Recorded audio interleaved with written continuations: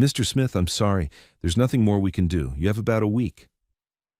Trevor Smith's twin sons were dying, 7 years old, 1 week left. The doctor sent them home.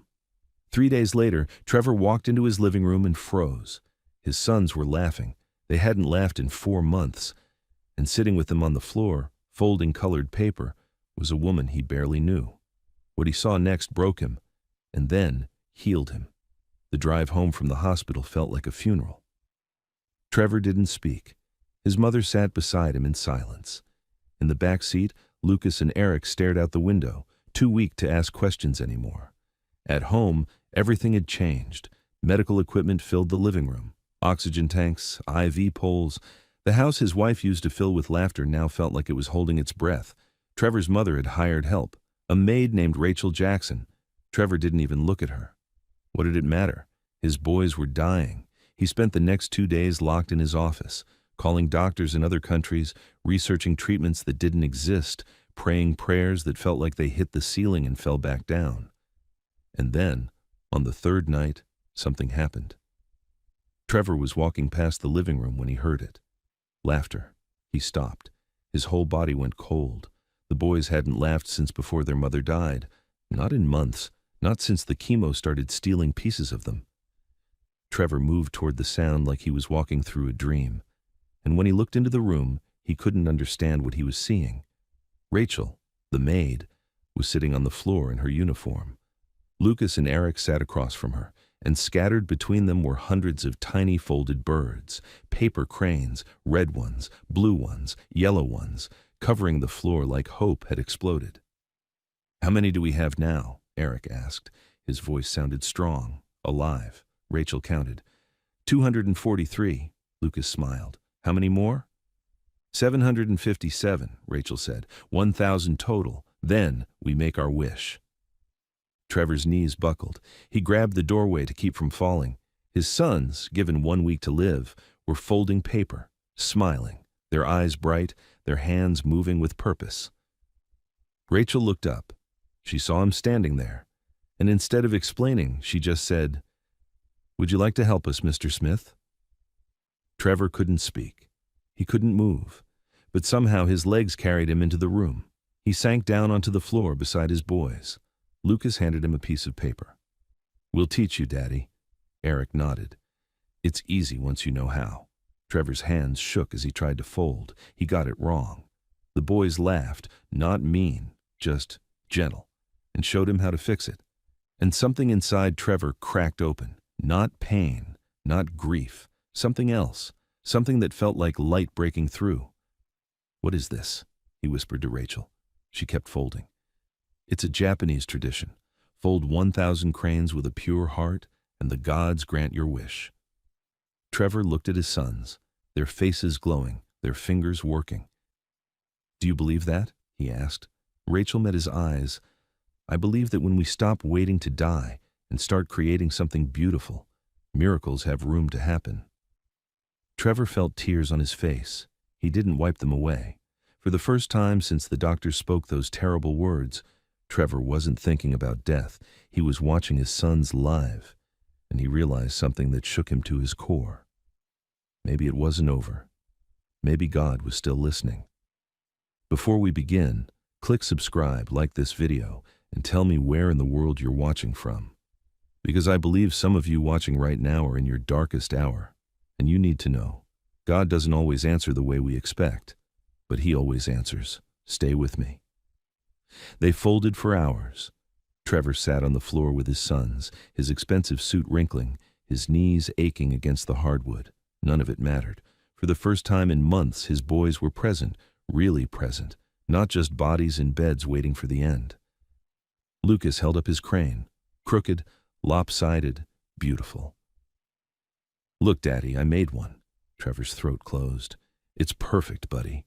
Eric finished his and added it to the pile. "Mine's better." "Is not," Lucas said, but he was smiling. Trevor looked at Rachel. She was folding with quiet precision, her hands moving like they'd done this 1,000 times before. She didn't speak much, just guided them when they got stuck, encouraged them when they got frustrated. "Where did you learn this?" Trevor asked. Rachel didn't look up. Someone taught me a long time ago. Who? Her hands paused, just for a second. Someone I loved. The way she said it made Trevor stop asking. They kept folding. The pile grew. Red birds, blue birds, yellow birds. The room filled with color and something else Trevor couldn't name. Peace, maybe, or grace. Around midnight, Eric's head started to droop. He fought it, blinking hard, trying to keep folding. I'm not tired, he mumbled. Rachel smiled. That's okay. The cranes will be here tomorrow. Lucas yawned. Promise? Promise, Rachel said softly. Within minutes, both boys were asleep on the couch, curled into each other the way they used to when they were babies. Rachel covered them with a blanket, tucked it around their shoulders, smoothed Eric's hair back from his forehead. Trevor watched her. Really watched her for the first time. She moved like a mother, not like hired help. Who are you? He whispered. Rachel straightened. Just someone who knows what it's like to run out of time. You've lost someone. It wasn't a question. Rachel's face changed. Something deep and old moved behind her eyes. Yes. A child? Rachel looked at the sleeping boys. A daughter, Maya. She was 10. Trevor felt the air leave his lungs. I'm sorry. Don't be, Rachel said. She taught me that life isn't measured in years. It's measured in moments, in laughter, in paper birds folded on living room floors. She picked up one of the cranes Lucas had made. Your boys have time, Mr. Smith. Maybe not as much as you want, but they have right now. And right now, they're happy. Trevor's vision blurred. He looked at his sons sleeping peacefully, surrounded by hundreds of paper birds. When was the last time they'd looked this peaceful? The doctor said, I know what the doctor said, Rachel interrupted gently. I used to be one. Trevor's head snapped up. What? A nurse, pediatric hospice. I worked with children like yours for 15 years. Then why are you? Because medicine can only do so much, Rachel said. And sometimes what people need isn't another doctor. It's someone who sees them as more than a diagnosis. She looked at him. Your boys don't need more treatments, Mr. Smith. They need their father. They need to know that even if their bodies are giving up, their lives still matter. That they're not just dying, they're still living. Trevor couldn't speak. He sat down in the chair, his whole body shaking. I don't know how to do this, he whispered. I don't know how to let them go. Rachel knelt beside him. Then don't, not yet. Hold on as long as you can. But while you're holding on, let them see you smile. Let them hear you laugh. Let them know that loving them wasn't a tragedy. It was the greatest gift of your life. Trevor buried his face in his hands. The sobs came hard and quiet. Rachel didn't try to comfort him. She just stayed there, present, steady. When he finally looked up, his eyes were red but clear. How many cranes did we make tonight? Rachel counted. 307. How many more? 693. Trevor looked at his sleeping sons, at the pile of paper birds, at this woman who'd appeared in his house 3 days ago and somehow knew exactly what his family needed. Then we keep folding, he said. Rachel smiled. Then we keep folding. She stood and began gathering the loose paper, organizing it into neat stacks for tomorrow. Trevor watched her work. There was something about her, something he couldn't explain, like she'd been sent. Rachel? She looked up. Thank you. She held his gaze for a long moment. Don't thank me yet. We still have 693 miracles to make. She left him alone with his sons and the paper birds. Trevor sat in the silence, listening to Lucas and Eric breathe. In and out, steady, alive. Outside, the night pressed against the windows, but inside, surrounded by paper and hope, something had shifted. The house didn't feel like a tomb anymore. It felt like a home where people were still fighting, and maybe, just maybe, still winning. Trevor woke up on the living room floor. Sunlight was coming through the windows. His neck hurt. His back hurt. But for the first time in weeks, he'd actually slept. The boys were still on the couch, tangled in blankets, still breathing, still here. 307 paper cranes covered the coffee table like a flock of birds that had landed during the night. Trevor sat up slowly, trying not to wake them, but Lucas's eyes fluttered open. Daddy? Right here, buddy. Lucas smiled, actually smiled. Can we fold more today? Trevor's chest tightened. Yeah, we can fold more. From the kitchen, he heard sounds, someone cooking. The smell of pancakes drifted into the room, real food, not the meal replacement shakes the boys had been living on. Trevor found Rachel at the stove, still in her uniform, flipping pancakes like she'd done it in this kitchen 1,000 times. You didn't have to do this, he said. Rachel glanced at him. The boys need to eat, real food, not just medicine. They can barely keep anything down. They will today, Rachel said with quiet certainty, and somehow Trevor believed her. His mother came downstairs, surprised to find everyone already awake. Patricia looked at the paper cranes covering the living room, then at Trevor's wrinkled suit, then at Rachel cooking breakfast. You stayed down here all night? Patricia asked him. We were folding. Patricia's eyes softened. The boys look different this morning. Trevor knew what she meant. There was color in their faces. Not much, but some. Like life was trying to find its way back in. At breakfast, Eric actually ate 3 bites of pancake. It didn't sound like much, but 3 bites was more than he'd eaten in days. Lucas drank half a glass of orange juice without being forced. Rachel sat with them, cutting their food into small pieces, talking to them about nothing important. What their favorite color was, what they wanted to be when they grew up. When they grew up, like it was still possible. Trevor watched from the doorway, his coffee growing cold in his hand. This woman, this stranger, was doing something he couldn't. She was making his sons believe in tomorrow. After breakfast, Patricia pulled him aside. Do you know anything about her? She asked quietly. She told me she was a pediatric nurse, lost her daughter. Patricia's face went pale. Oh, that poor woman. She didn't want my pity, Trevor said. She just wanted to help. Still, Patricia said, you should know who's in your house, especially with the boys so vulnerable. Trevor nodded. She was right. That afternoon, while Rachel folded cranes with Lucas and Eric in the living room, Trevor went to his office. He opened his laptop and typed her name into the search bar. Rachel Jackson, pediatric nurse. The results came up slowly. There she was. Rachel Marie Jackson, former pediatric hospice nurse at St. Jude Children's Research Hospital in Memphis, one of the best in the country. She'd worked there for 12 years. Then, 6 years ago, she just stopped.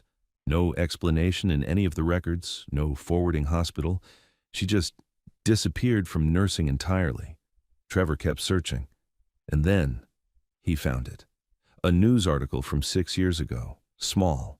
Easy to miss. Local nurse loses daughter to leukemia after hospital misdiagnosis. Trevor's blood went cold.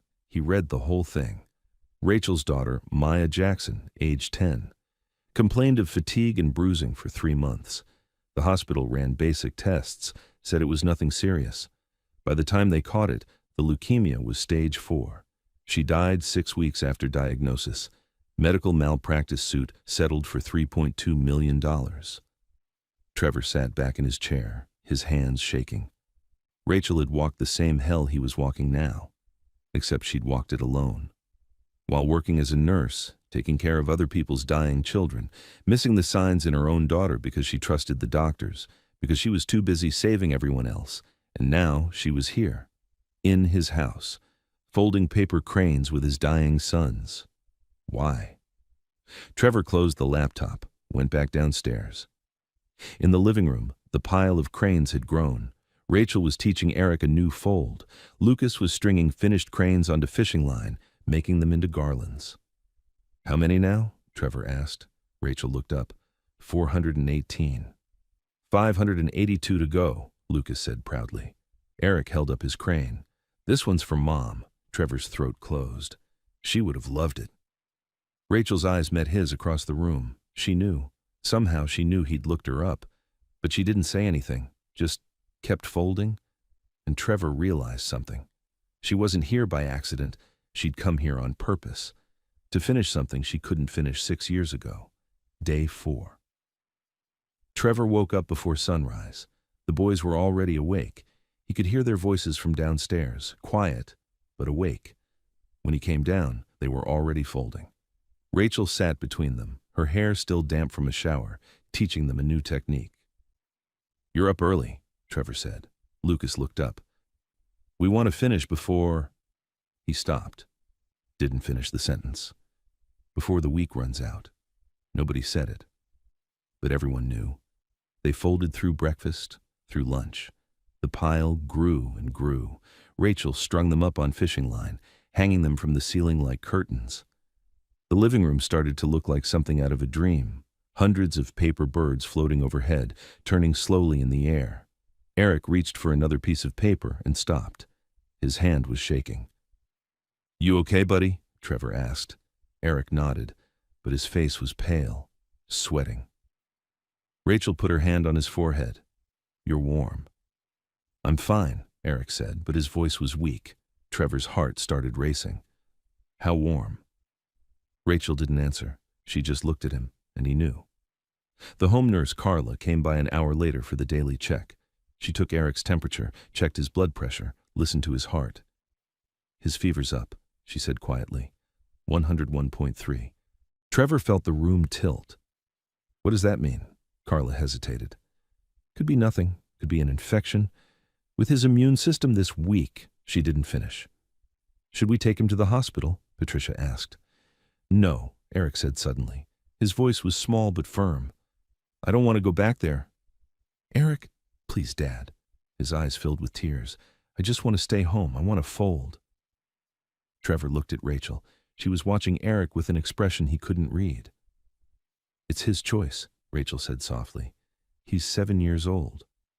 "He knows what he wants," Rachel said, "and what he doesn't want is to die in a hospital bed surrounded by machines." The words hit Trevor like a fist. Carla packed up her things. "I'll come back tonight. If his fever goes higher, you call me, understand?" Trevor nodded. After she left, Eric lay down on the couch. Lucas curled up beside him, holding his brother's hand. "We're not done yet," Lucas whispered. "We still have more to make." "I know," Eric said. "I'm just resting." Rachel covered them with a blanket. Then she kept folding, one crane after another, placing each one gently on the coffee table. Trevor sat across from her, his hands useless in his lap. "What if he doesn't make it?" Trevor whispered. Rachel's hands didn't stop moving. "Then he'll go surrounded by something beautiful, something he made, something that reminded him life is more than sickness." "That's not enough." "Maybe not," Rachel said, "but it's more than most people get." Trevor watched her fold, precise, steady, like she was praying with her hands. "Why are you really here?" he asked. Rachel looked up. "I told you I lost my daughter." "You could help any family. Why mine?" Rachel set down the crane she was working on. "Because when Maya was dying, I wasn't there. I was at work, taking care of other people's children while mine was alone in a hospital bed." Her voice cracked. "She died believing I chose them over her." "Rachel, I can't bring her back," Rachel said, "but maybe I can make sure your boys don't die feeling invisible, that they spend their last days knowing they matter, that someone sees them." Trevor's vision blurred. They sat in silence. The only sound was paper folding and the boys breathing on the couch. Hours passed, the sun moved across the sky, and then, just before dinner, Eric stirred. "I'm hungry," he said. Patricia nearly dropped the dish she was holding. "What?" "I'm hungry," Eric repeated. Trevor knelt beside the couch, touched his forehead. Still warm, but not worse. Rachel brought him soup. Eric ate 4 spoonfuls, then 6. Then he asked for more. Lucas sat up, grinning. "You're eating." "I know," Eric said, like it was the most normal thing in the world. Carla came back that evening, took his temperature again, 100.1. She stared at the thermometer, took it again, still 100.1. "It went down," she said slowly. That's not—" Trevor's hands were shaking. "What does that mean?" "I don't know," Carla admitted. "But this is good. This is really good." After she left, Trevor found Rachel standing by the window, looking out at the dark yard. "You knew," he said. Rachel didn't turn around. "No, I hoped." "What's the difference?" She finally looked at him. "Hope costs everything, and it doesn't promise anything back. But it's the only thing that keeps us human when everything else fails." Trevor stood beside her. Outside, the trees swayed in the wind. Inside, his sons were alive, folding, fighting. "How many cranes now?" he asked. 612. 388 to go. Rachel nodded. 388 to go. They stood there together, watching the night, and somewhere in that house full of paper birds and fragile hope, something impossible was happening. Life was pushing back against death. And for the first time, Trevor thought maybe, just maybe, life was winning. That night, Trevor couldn't sleep. He sat in his study with the lights off, staring at nothing. Eric's fever had dropped. The boys were eating again, laughing again. Everything pointed toward something good happening. So why did he feel like he was standing on the edge of a cliff? Downstairs, he heard movement, footsteps, soft, careful. Trevor got up and found Rachel in the living room. Alone. Folding cranes in the dark, only the moonlight coming through the windows. She didn't hear him at first, or maybe she did and didn't stop. Her hands moved slowly, deliberately, and Trevor realized she was whispering something, words he couldn't make out. He stepped closer. The floor creaked. Rachel looked up. Her face was wet. She'd been crying.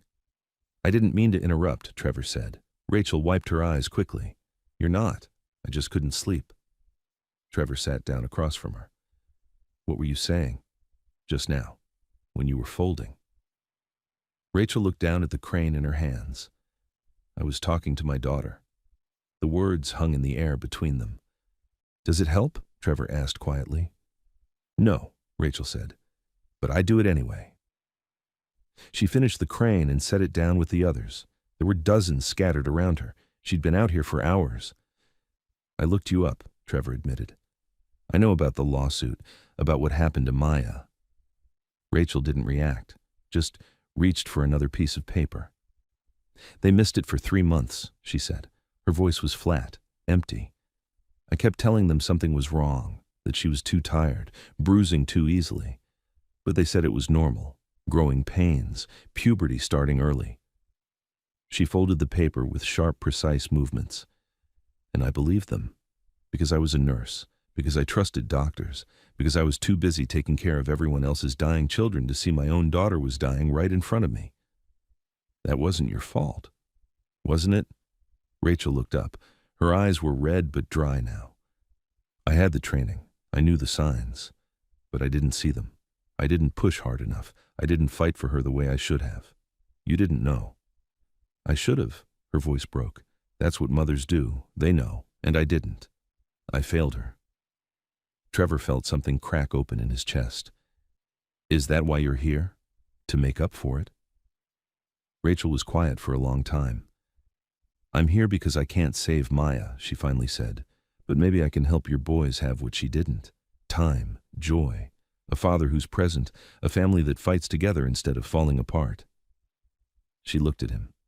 "You still have a chance, Trevor. Don't waste it being afraid." "I'm terrified," Trevor whispered. "Good," Rachel said.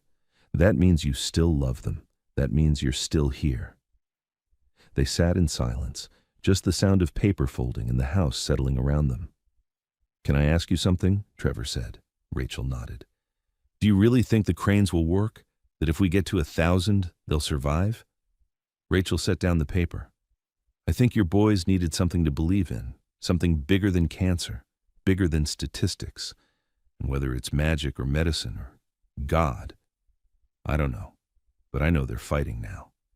And that's worth more than any miracle." "But you don't think they'll make it?" Rachel met his eyes. "I think hope doesn't require a guarantee. It just requires us to show up every single day and keep folding." Trevor looked around the room, hundreds of paper birds hanging from the ceiling, covering tables, filling boxes, each one a small prayer, a small act of defiance against death. "How many now?" he asked. 703. 297 to go." Rachel picked up another piece of paper. 297 to go. Trevor reached for paper too, and they folded together in the dark, not speaking, just creating, just hoping. Upstairs, Lucas woke up. He looked over at Eric's bed. His brother was sleeping, breathing steady, alive. Lucas got up and tiptoed downstairs. He found his father and Rachel sitting in the living room, folding by moonlight. "Can I help?" he whispered. Trevor's throat tightened. "Come here, buddy." Lucas climbed into his father's lap. Trevor handed him a piece of paper, and the three of them folded in silence, a family stitched together by paper and hope and the refusal to surrender. Outside, the night stretched on, but inside, surrounded by birds that would never fly but somehow still carried prayers, something was taking root. Not certainty, not promises, just the quiet, stubborn belief that tomorrow might still come, and that maybe, just maybe, love was enough to make it worth fighting for. Day 5. Trevor woke up to the sound of his sons arguing. Actually arguing. "That one's mine," Lucas said. "No, I made the blue ones. You made the red ones." "You're wrong." Trevor sat up on the couch where he'd fallen asleep again. The boys were at the coffee table, sorting through cranes. Their faces had color, real color, not the gray pale they'd been for months. Rachel stood in the kitchen doorway, watching them with a small smile. "They've been at it for 10 minutes, she said quietly. "They're fighting," Trevor said. "They're alive," Rachel corrected, and Trevor realized she was right. Fighting meant caring, meant energy, meant their bodies had enough strength left to argue about paper birds. Patricia came downstairs and stopped in her tracks. "Eric's out of bed." "I know," Trevor said. His voice sounded strange even to himself. Carla arrived for the morning check. She took vitals on both boys, checked their charts, took blood samples to send to the lab. She didn't say anything at first, just kept rechecking the numbers. "What?" Trevor asked. His heart was pounding. Carla looked up. "Their oxygen levels are higher. Heart rates are stronger. Eric's white blood cell count is—" She trailed off. "I need to run this again." "Is that bad?" Lucas asked. "No, sweetheart," Carla said. "It's good. It's really good." She left with the blood samples, promising to call as soon as the lab confirmed the results. After she was gone, the house felt different, lighter somehow. Rachel made lunch. The boys ate. Actually ate. Eric finished a whole sandwich. Lucas drank an entire glass of milk. Trevor watched from the doorway, unable to move, unable to process what he was seeing. His sons were getting better. It shouldn't be possible. The doctors had been clear. Stage 4, leukemia. Bodies shutting down. 1 week. But here they were, 5 days later, eating, laughing, living. That afternoon, Trevor found Rachel outside on the back patio. She was standing at the railing, looking out at the yard where snow was starting to melt. "The doctor called," Trevor said. "Blood work came back. The leukemic cells are decreasing." Rachel didn't turn around. "I heard." "Rachel, they're getting better." "I know." "How?" Trevor moved beside her. "How's this possible?" Rachel was quiet for a long moment. "I don't know if it is," she finally said. "This could be temporary. A rally before the end. It happens sometimes. The body gathers strength one last time before—" "Don't," Trevor said. "Don't say that." "I have to," Rachel said, "because hope without truth is just cruelty. Your boys are doing better today, but tomorrow could be different, next week could be different, and if you let yourself believe this is over, if you stop being present because you think they're saved, you'll miss whatever time you actually have." Trevor felt anger rise in his chest. "So what? We just keep pretending they're dying even when they're clearly improving." "No," Rachel said. "You keep loving them like every day matters, because it does. Whether they have a week or a year or 50 years, every single day matters." Trevor leaned against the railing. His hands were shaking. "I don't know how to do this," he whispered. "I don't know how to hope and grieve at the same time." Rachel finally looked at him. "You do it by folding, Trevor, one crane at a time. You do it by sitting on the floor with your sons, by laughing when they laugh, by being their father instead of their savior." "I want to save them." "I know," Rachel said softly, "but maybe that's not your job. Maybe your job is just to love them, and let God handle the rest." The word hung between them. God. Trevor hadn't thought about God in months, not since his wife died, not since the diagnosis. He'd been too angry, too betrayed. "I don't know if I believe anymore," he admitted. Rachel looked back at the yard. "Belief isn't a feeling, Trevor. It's a choice. Every morning you choose to get up, to fold, to stay present, to love anyway. She paused. That's faith, not certainty, not proof, just the choice to keep going even when you don't know how it ends. Trevor felt something break inside him, not painfully, more like ice cracking in spring. You did this, he said. Whatever's happening, you did this. Rachel shook her head. I folded paper. Your boys did the rest. It's more than paper. Maybe, Rachel said, or maybe it's exactly what it looks like. A father and his sons making something beautiful while they still can. Inside, Lucas called out. Dad, we finished another 20. Trevor looked through the window. His sons at the table, folding, smiling, alive. He turned back to Rachel. How many now? 816. 184 to go, Rachel nodded. We're close. Trevor took a breath. What happens when we reach 1,000? Rachel met his eyes. I don't know, but we'll find out together. They went back inside, back to the boys, back to the folding, and Trevor realized something that shook him. He wasn't folding to save his sons anymore. He was folding because this, right here, right now, was life. And whether they had days or decades, this moment was enough. Day 6. The house felt different that morning, something in the air, something Trevor couldn't name. The boys woke up excited. They wanted to finish, to get to 1,000. How many left? Eric asked at breakfast. Rachel counted the cranes hanging from the ceiling. 134, Lucas grinned. We can do that today. We can try, Rachel said, but her voice was careful, measured. Trevor noticed. What's wrong? Nothing, Rachel said, but she was watching Eric closely. They folded through the morning. The pile grew. 120 cranes left, then 100, then 90. Eric was sweating. Trevor saw it first, beads forming on his forehead, his hands shaking slightly as he folded. Eric, you okay, buddy? I'm fine, Eric said, but his voice was thin. Rachel put down her crane. Eric, look at me. He looked up. His eyes were glassy, unfocused. I'm just tired, he said, and then he slumped forward. Trevor caught him before he hit the table. Eric! His son's body was burning, fever radiating through his clothes. Call Carla, Rachel said. Her voice was calm, but her hands were already moving, laying Eric down on the couch, checking his pulse. Patricia grabbed the phone. Lucas started crying. What's wrong with him? He's okay, Rachel said. He's okay, sweetheart. But Trevor saw her face. She was scared. Carla arrived in 12 minutes. She took Eric's temperature, 104.2. She checked his blood pressure, his heart rate, his oxygen. We need to get him to the hospital, she said, now. No. The word came from Eric, barely a whisper, but firm. His eyes opened, fever bright and desperate. I don't want to go back there. Eric, you're really sick. Please, Dad. Tears ran down his flushed cheeks. We're so close. We only have 90 left. Trevor's world was collapsing. The cranes don't matter right now. They do, Eric whispered. They do matter. Carla looked at Trevor. Mr. Smith, his fever is dangerously high. If we don't... I know, Trevor said. His voice broke. I know. He looked at Rachel. She was kneeling beside Eric, holding his hand. What do I do? Trevor asked her. Rachel looked up. I can't make this choice for you. Tell me what to do. Trevor. Her voice was gentle but firm.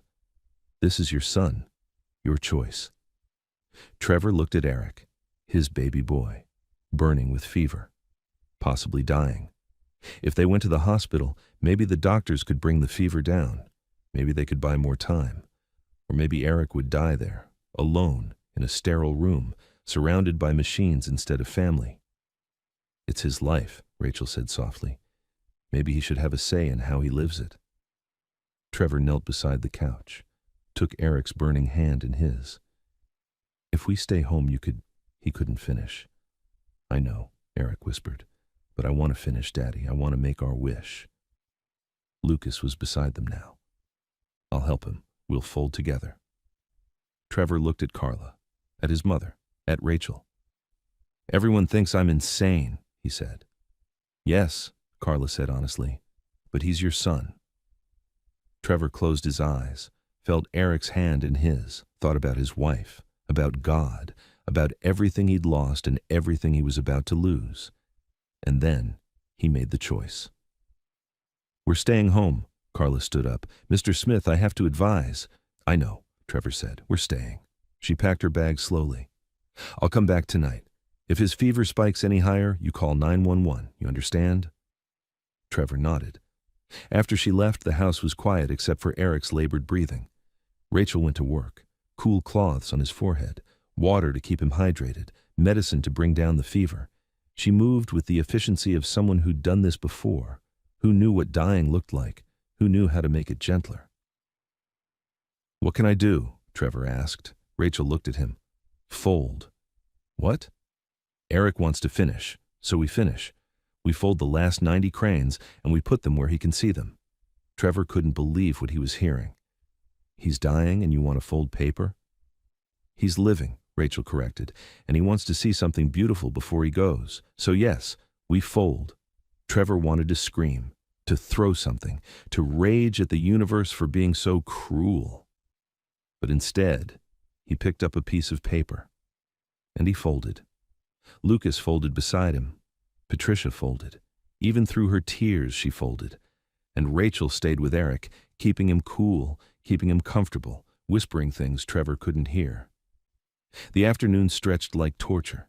Eric drifted in and out, sometimes conscious, sometimes not.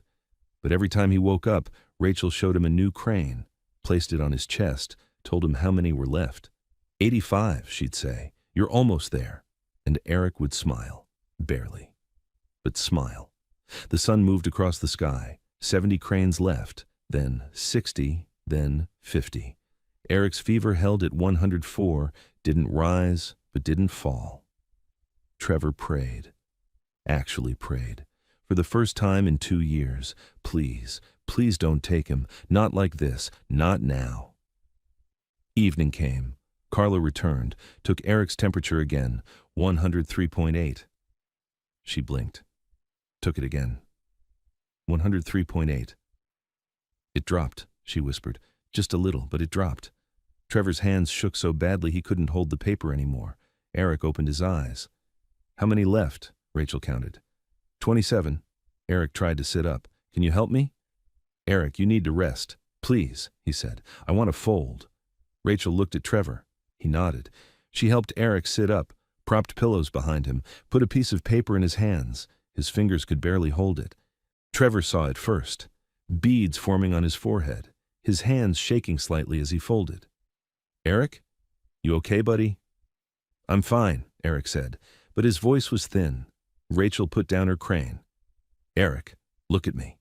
He looked up. His eyes were glassy, unfocused. "I'm just tired," he said, and then he slumped forward.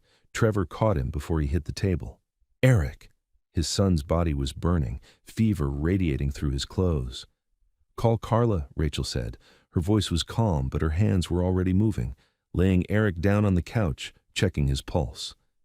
Patricia grabbed the phone. Lucas started crying. "What's wrong with him?" "He's okay," Rachel said. "He's okay, sweetheart." But Trevor saw her face. She was scared. Carla arrived in 12 minutes. She took Eric's temperature, 104.2. She checked his blood pressure, his heart rate, his oxygen. "We need to get him to the hospital," she said, "now." "No." The word came from Eric, barely a whisper, but firm. His eyes opened, fever bright and desperate. "I don't want to go back there." "Eric, you're really sick." "Please, Dad." Tears ran down his flushed cheeks. "We're so close. We only have 90 left." Trevor's world was collapsing. "The cranes don't matter right now." "They do," Eric whispered. "They do matter." Carla looked at Trevor. "Mr. Smith, his fever is dangerously high. If we don't—" "I know," Trevor said. His voice broke. "I know." He looked at Rachel. She was kneeling beside Eric, holding his hand. "What do I do?" Trevor asked her. Rachel looked up. "I can't make this choice for you." "Tell me what to do." "Trevor." Her voice was gentle but firm. "This is your son. Your choice."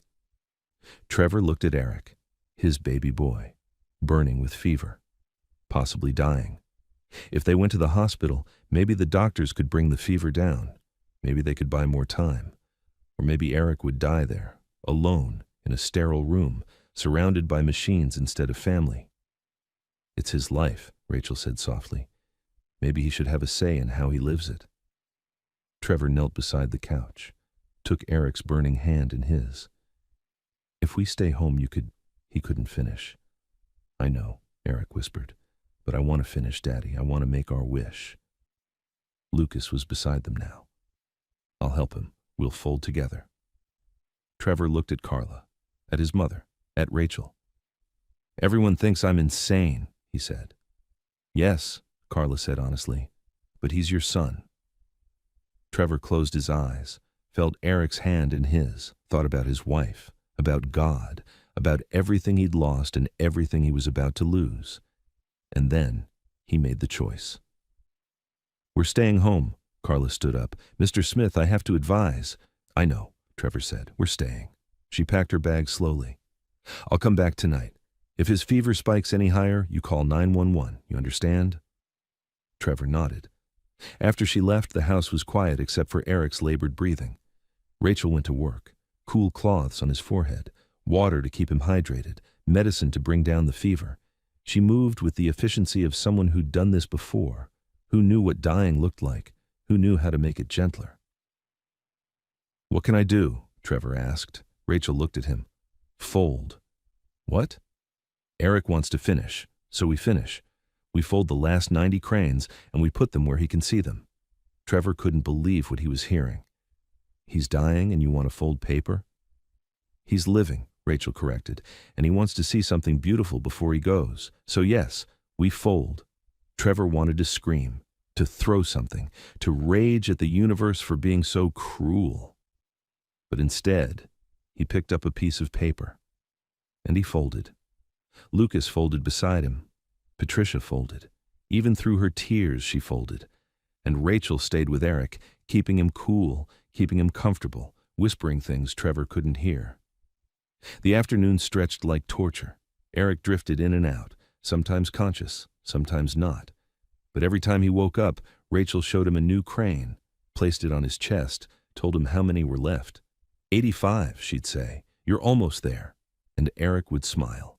Barely. But smile. The sun moved across the sky. 70 cranes left, then 60, then 50. Eric's fever held at 104, didn't rise, but didn't fall. Trevor prayed. Actually prayed.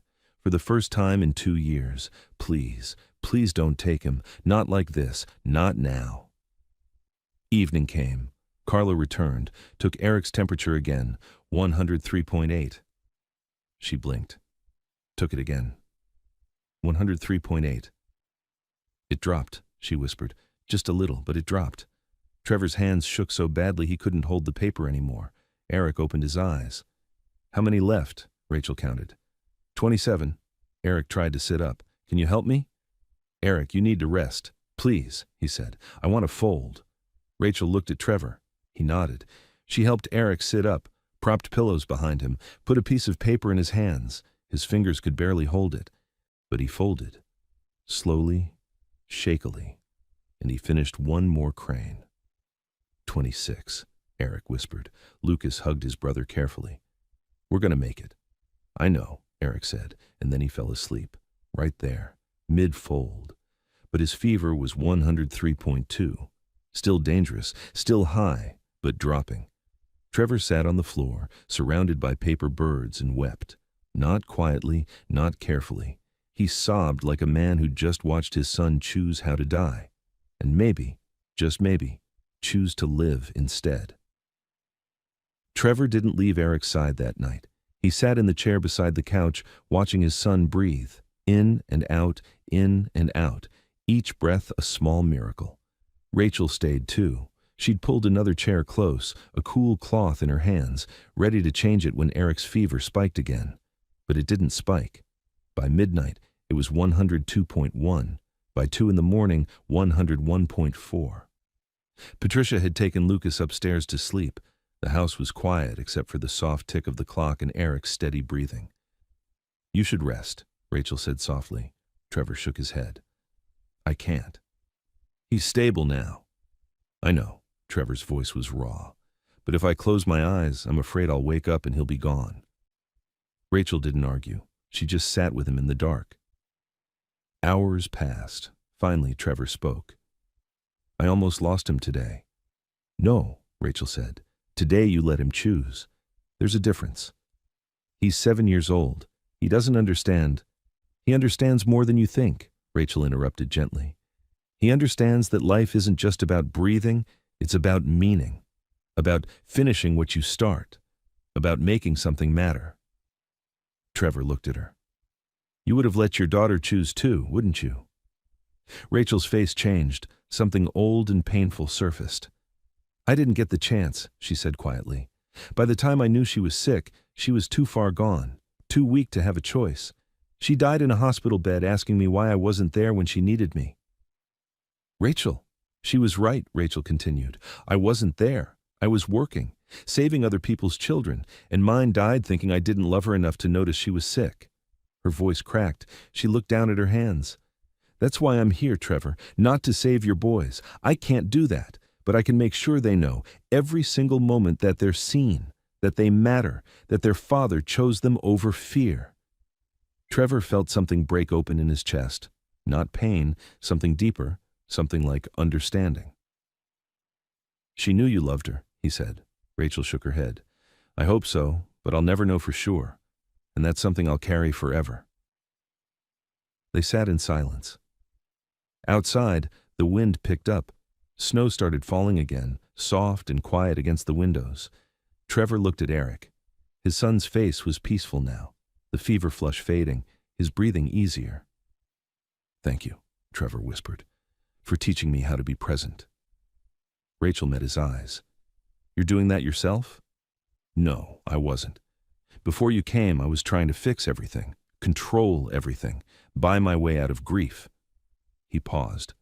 But you showed me that sometimes the answer isn't doing more. It's just being there. Rachel smiled sadly. That's all any of us can do. Show up, stay, love them while we can. Around 4 a.m, Eric stirred. His eyes opened, clear, focused. Dad? Trevor was beside him instantly. Right here, buddy. I'm thirsty. Rachel brought water. Eric drank slowly, half the glass. How do you feel? Trevor asked. Eric thought about it. Tired, but okay. Trevor's throat tightened.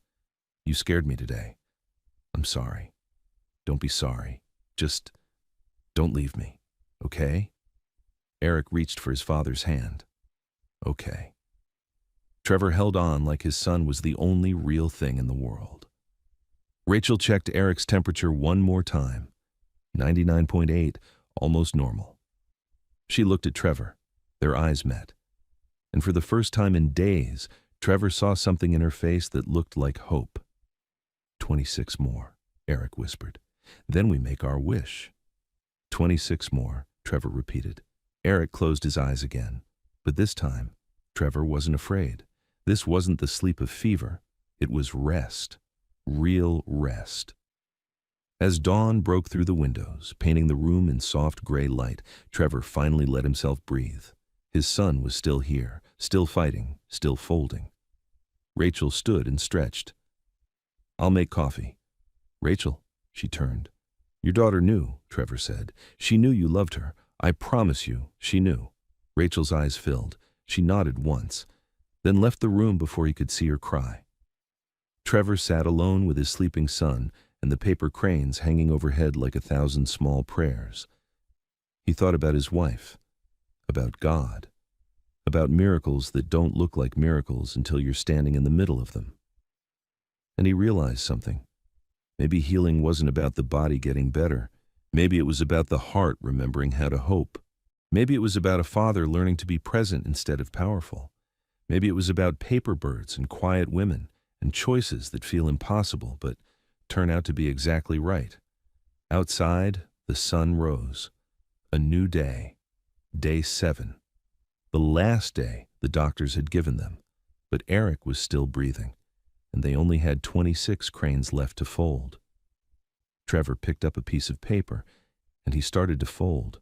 Not because he believed in magic, but because he believed in this, right here, right now. His son, this moment, this love that refused to surrender. And maybe that was miracle enough. Morning came soft and quiet. Eric woke up asking for breakfast. Real breakfast. Eggs, toast, orange juice. Patricia nearly dropped the pan when she heard him. "What did you say, sweetheart?" "I'm hungry," Eric repeated, like it was the most normal thing in the world. Trevor couldn't move, couldn't breathe. He just watched his son sit up on the couch, eyes clear, color in his cheeks. Rachel checked his temperature. 98.6, normal, completely normal. "How do you feel?" she asked. Eric stretched. "Good. Tired, but good." He looked around at all the paper cranes. "Can we finish today?" Lucas came running down the stairs. "You're awake?" "Yeah," Eric grinned, "and we have 26 more to go." The boys ate breakfast together. Actually ate, not picking, not forcing, just eating like children should. Trevor stood in the doorway watching them, tears running down his face. Rachel touched his arm gently. "Breathe, Trevor. I don't understand what's happening." "Maybe you're not supposed to," she said. "Maybe you're just supposed to be grateful." After breakfast, they gathered in the living room, the four of them. Trevor, Rachel, Lucas, and Eric. 26 pieces of paper laid out on the table. "We do these together," Rachel said. "All of us, every single one." They folded slowly, carefully, each crane a prayer, each fold a thank you. 26 became 20, 20 became 15. Carla arrived for the morning check. She stopped in the doorway, staring. "He's up," she said. Not a question, a statement of disbelief. "He's up," Trevor confirmed. She examined Eric, listened to his heart, checked his vitals, drew blood for the lab. "I don't understand," she kept saying. "I just don't understand." But Eric just smiled. "We're almost done. Only 12 more." Carla left shaking her head, promising to call with the lab results. They kept folding. 12 became 10, 10 became 5. And then there was one piece of paper left. Gold, metallic, shimmering in the afternoon light. Rachel had saved it, kept it hidden until this moment. "This one," she said. "We fold together." Trevor, Rachel, Lucas, and Eric gathered around the table. They each placed one hand on the paper. "What do we wish for?" Lucas asked quietly. Trevor looked at his sons, alive, here, fighting. "We wish for more time," he said, his voice breaking. "Just more time together." "And we wish to always remember," Rachel added softly, "that love is stronger than fear." Eric nodded. "And that we're a family." "Always," Lucas whispered. 4 hands worked together, each fold deliberate, sacred. The crane took shape slowly. Valley fold, mountain fold, wings spreading, and when it was finished, they held it up together. The 1,000th crane. Gold and perfect and impossible. Sunlight streamed through the windows, catching the metallic paper, casting tiny rainbows across the walls. The room fell silent, and in that silence, something shifted. Not visibly, not loudly, but Trevor felt it. A presence, warm, familiar. For just a moment, he swore he smelled jasmine, his wife's perfume. He looked at Rachel. Her eyes were wide. She felt it too. "Mom's here," Lucas whispered. Eric nodded. "I know."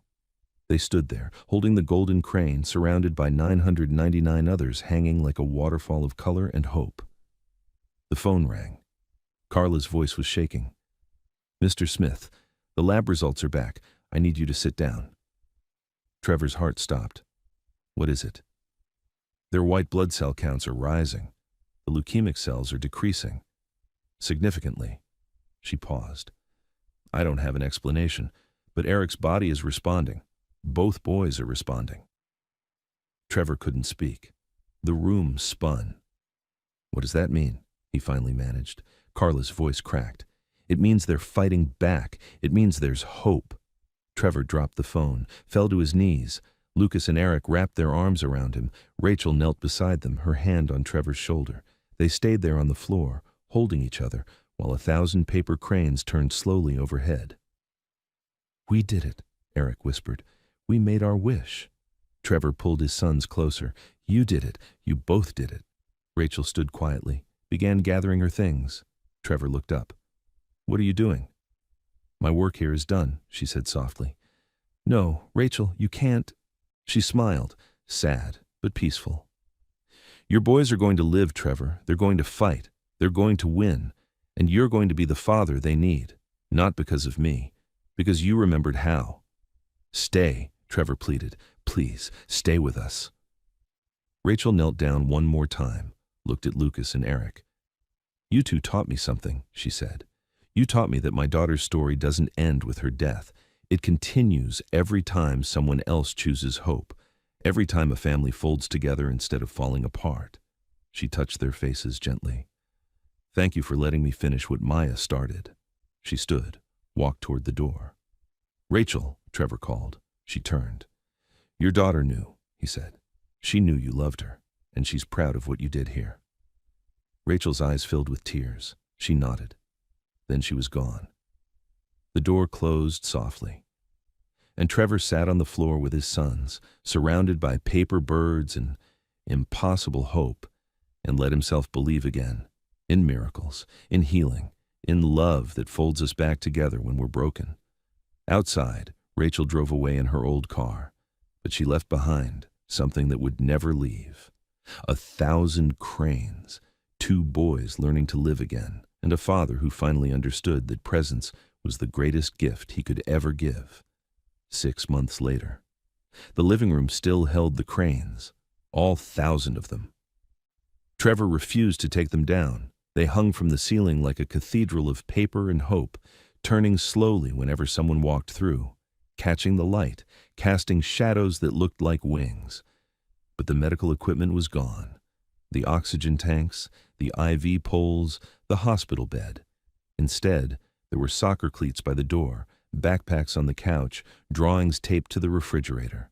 Life, real, messy, beautiful life. Lucas and Eric were in remission. The experimental trial Rachel had funded worked, 3 rounds of treatment. Their bodies, somehow strengthened by those impossible weeks of folding, held on, fought back, won. Dr. Patel called it unprecedented, wrote papers about psychological factors in pediatric cancer outcomes, used words like miraculous and unexplained. But Trevor knew the truth. It wasn't the medicine alone that saved his sons. It was a woman in a blue uniform who taught them that hope was a choice, that life was worth fighting for, that presence mattered more than promises. Trevor had tried to find her, called every number, searched every database, but Rachel Jackson had disappeared the same way she'd arrived, quietly, without trace. All she left behind was a photograph, the one she'd given him that last night, a young girl folding a paper crane. Maya, smiling. Trevor had it framed, put it on the mantel beside his wife's photo. 2 angels who'd loved his family from different sides of heaven. He'd changed too. The billion-dollar company no longer consumed him. He'd stepped back, hired people he trusted, made space for what mattered. Now, every Wednesday, he and the boys volunteered at Children's Hospital of Philadelphia. In the same ward where they'd received their death sentence, they taught other sick kids to fold cranes, brought colored paper and fishing line and stories about a woman who believed in miracles made of hope and patience. Some of the kids were too weak to fold, so Trevor and his sons would sit beside their beds and fold for them, place each finished crane where they could see it, remind them they weren't alone. He'd started a foundation, Maya's Wings, named after the daughter of a woman whose name he didn't even know how to pronounce without his voice breaking. The foundation funded experimental trials, paid medical bills for families drowning in debt, provided hospice care that focused on living, not just dying. In 6 months, they'd helped 53 families, 53 children who might not have had a chance, and every single one of them received a box of colored paper and instructions on how to fold a crane. Today was a special day, Lucas and Eric's 8th birthday. The birthday the doctors said they'd never reach. The house was full. Friends, family, other kids from the hospital. Patricia had baked a cake, decorated with paper cranes made of frosting. The boys blew out the candles together. "What did you wish for?" someone asked. Lucas and Eric looked at each other, then at their father. "We don't need to wish anymore," Eric said. "Why not?" "Because we're already living our wish," Lucas finished. Trevor's throat closed. He pulled his sons close, kissed the tops of their heads, hair that had grown back, thick and wild and beautiful. Later, after the guests left and the boys were asleep upstairs in their own beds, not hospital beds, just regular beds with dinosaur sheets and too many pillows, Trevor sat alone in the living room. He picked up a piece of paper. Yellow. Maya's favorite color, Rachel had once told him, and he started to fold. He didn't need to anymore. Didn't need to bargain with God or make wishes or pray for miracles, but he folded anyway, because Rachel had taught him something that went deeper than healing. She taught him that life wasn't about the destination. It was about the moments in between, the paper folded on living room floors, the laughter shared over crooked birds, the presents given when nothing else could be. She taught him that sometimes God doesn't answer prayers the way we expect. Sometimes he sends a stranger with gentle hands and a broken heart who knows exactly what we need. Sometimes he heals us not by taking away the pain, but by sitting with us in it, teaching us that beauty can still be made, that hope can still exist, that love doesn't require guarantees, just the courage to show up. Trevor finished the crane, set it beside the others. The phone rang, a restricted number. He almost didn't answer, but something made him pick up. "Hello?" Silence. Then a voice he'd recognize anywhere. "Mr. Smith." "Rachel." His heart nearly stopped. "Where are you?" "That doesn't matter," she said softly. "I just wanted to know, are they okay?" Trevor looked at the ceiling, at the 1,000 cranes his sons had folded when they should have been dying. "They're perfect," he whispered. "They're alive and healthy and perfect."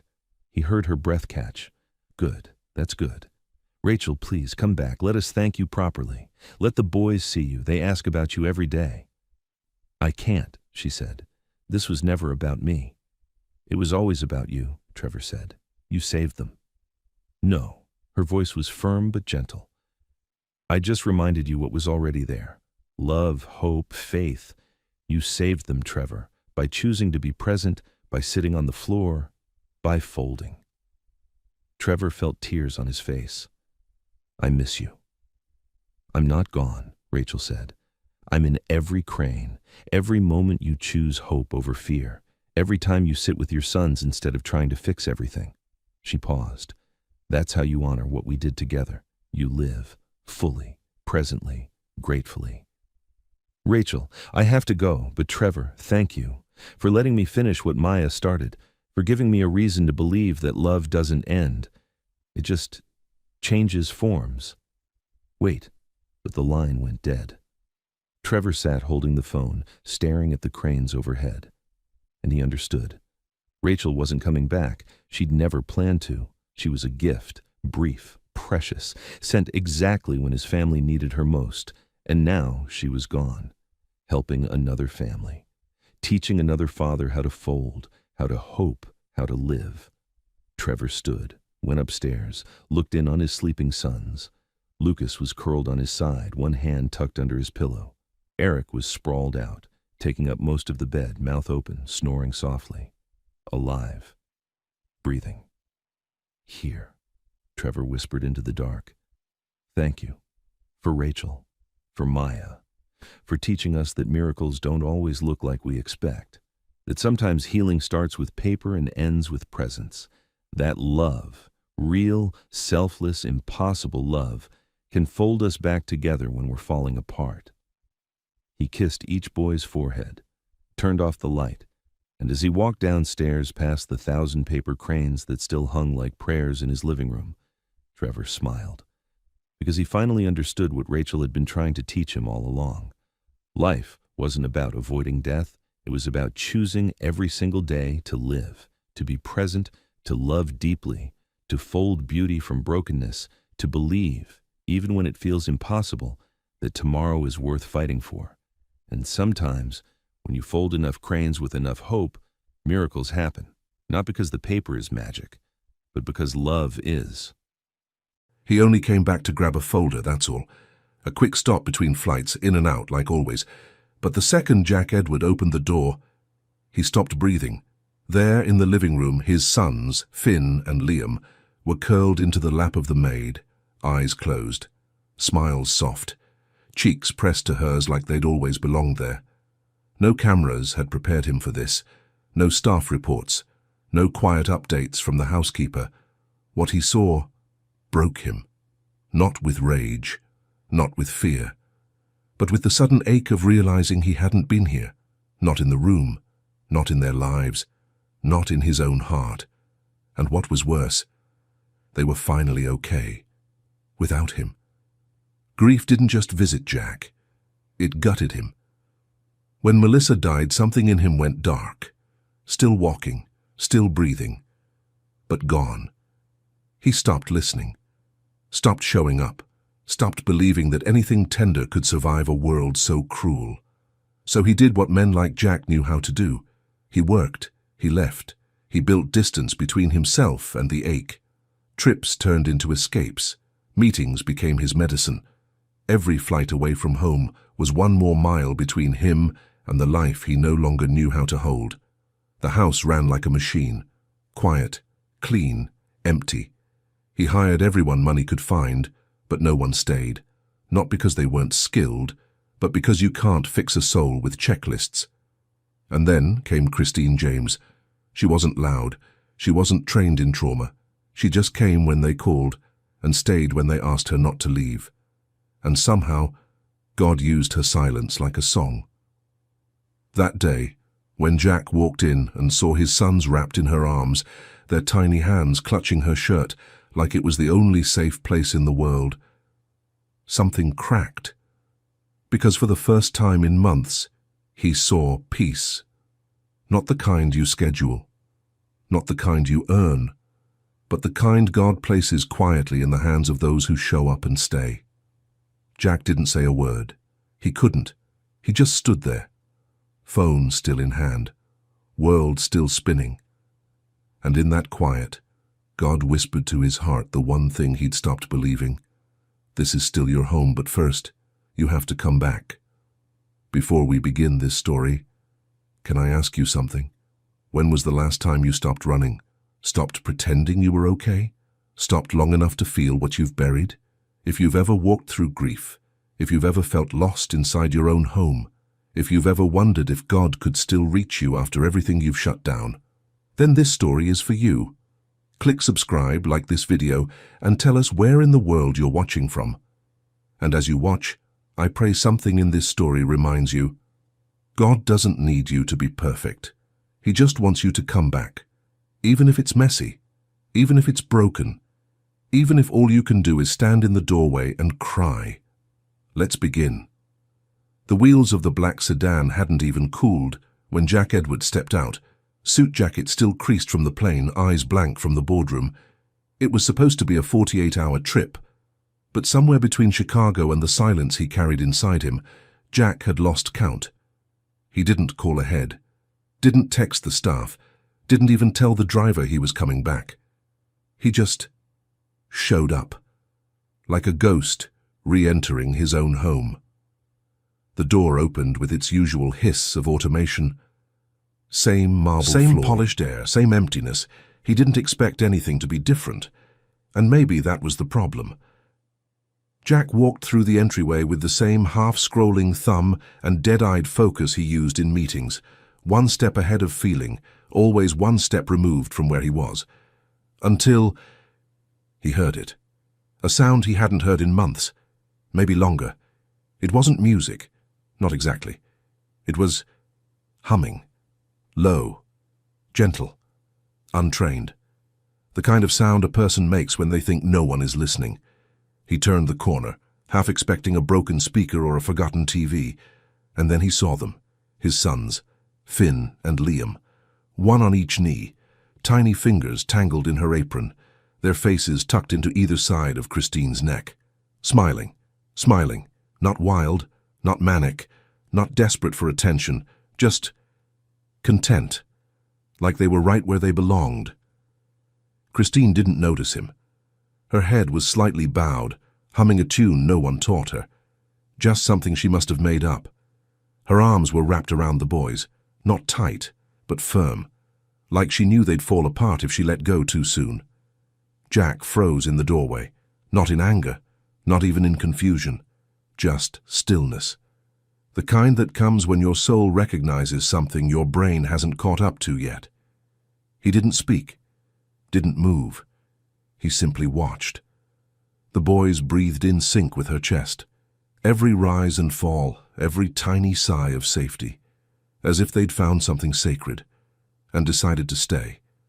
Something inside Jack cracked, quietly, not like glass, more like ice melting around the edges. He hadn't seen them like this since Melissa died, maybe not even before that, and God help him, he wasn't sure if he felt relief or grief or shame.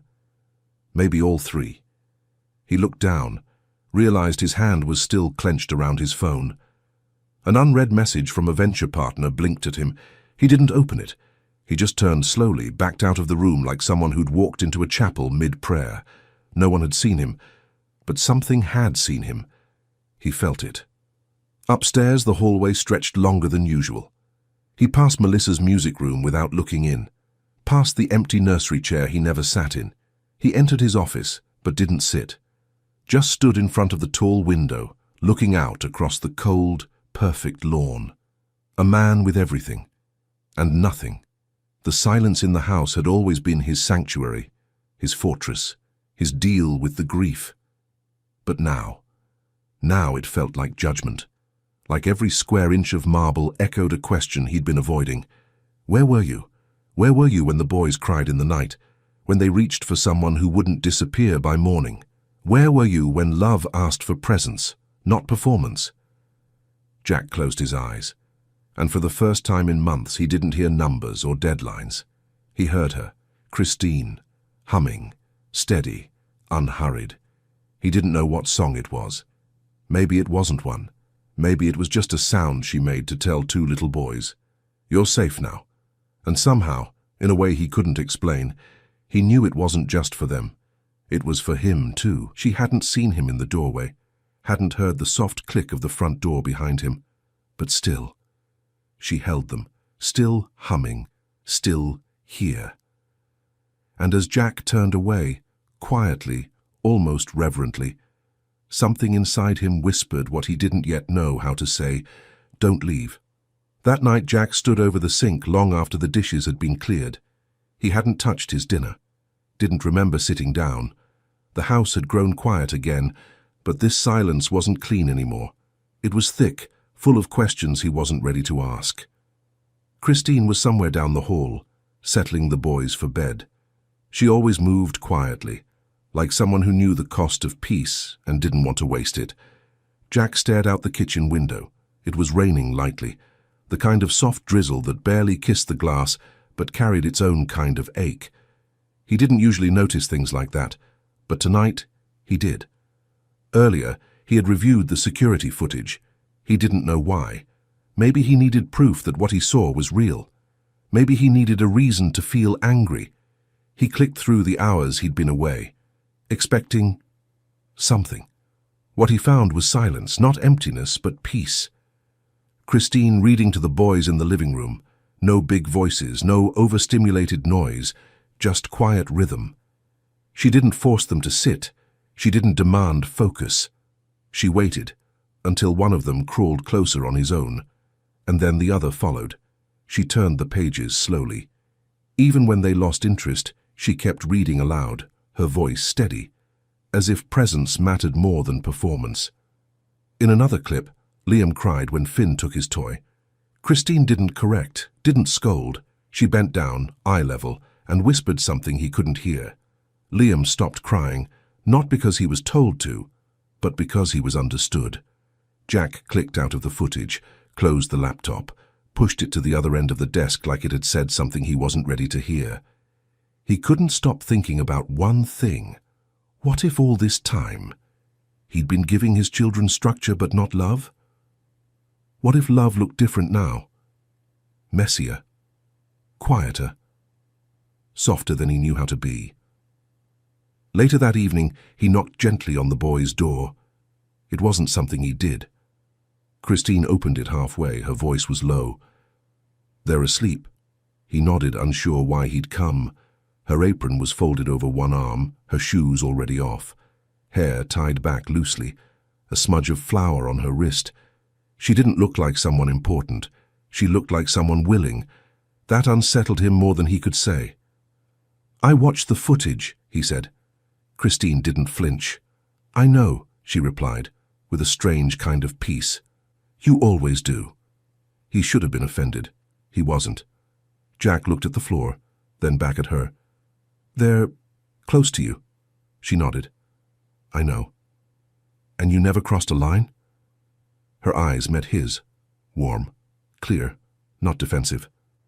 "I didn't draw any," she said. "I just stayed when they asked me not to leave." It was such a simple sentence, but it hit him like a weight he didn't see coming. She didn't push her way in. She didn't perform motherhood. She just stayed. And somehow staying had rewritten the atmosphere of a house built on grief. The next morning, Jack typed something, a document, household policy revision. He listed rules, logical ones, professional boundaries, no personal involvement, no emotional dependency, no bedtime singing, no calling staff by affectionate names. At the bottom, he added, "Maintain structure at all times." He paused, stared at that line like it meant something holy. It didn't. He emailed it to Christine. Subject line, "Protocol, effective immediately."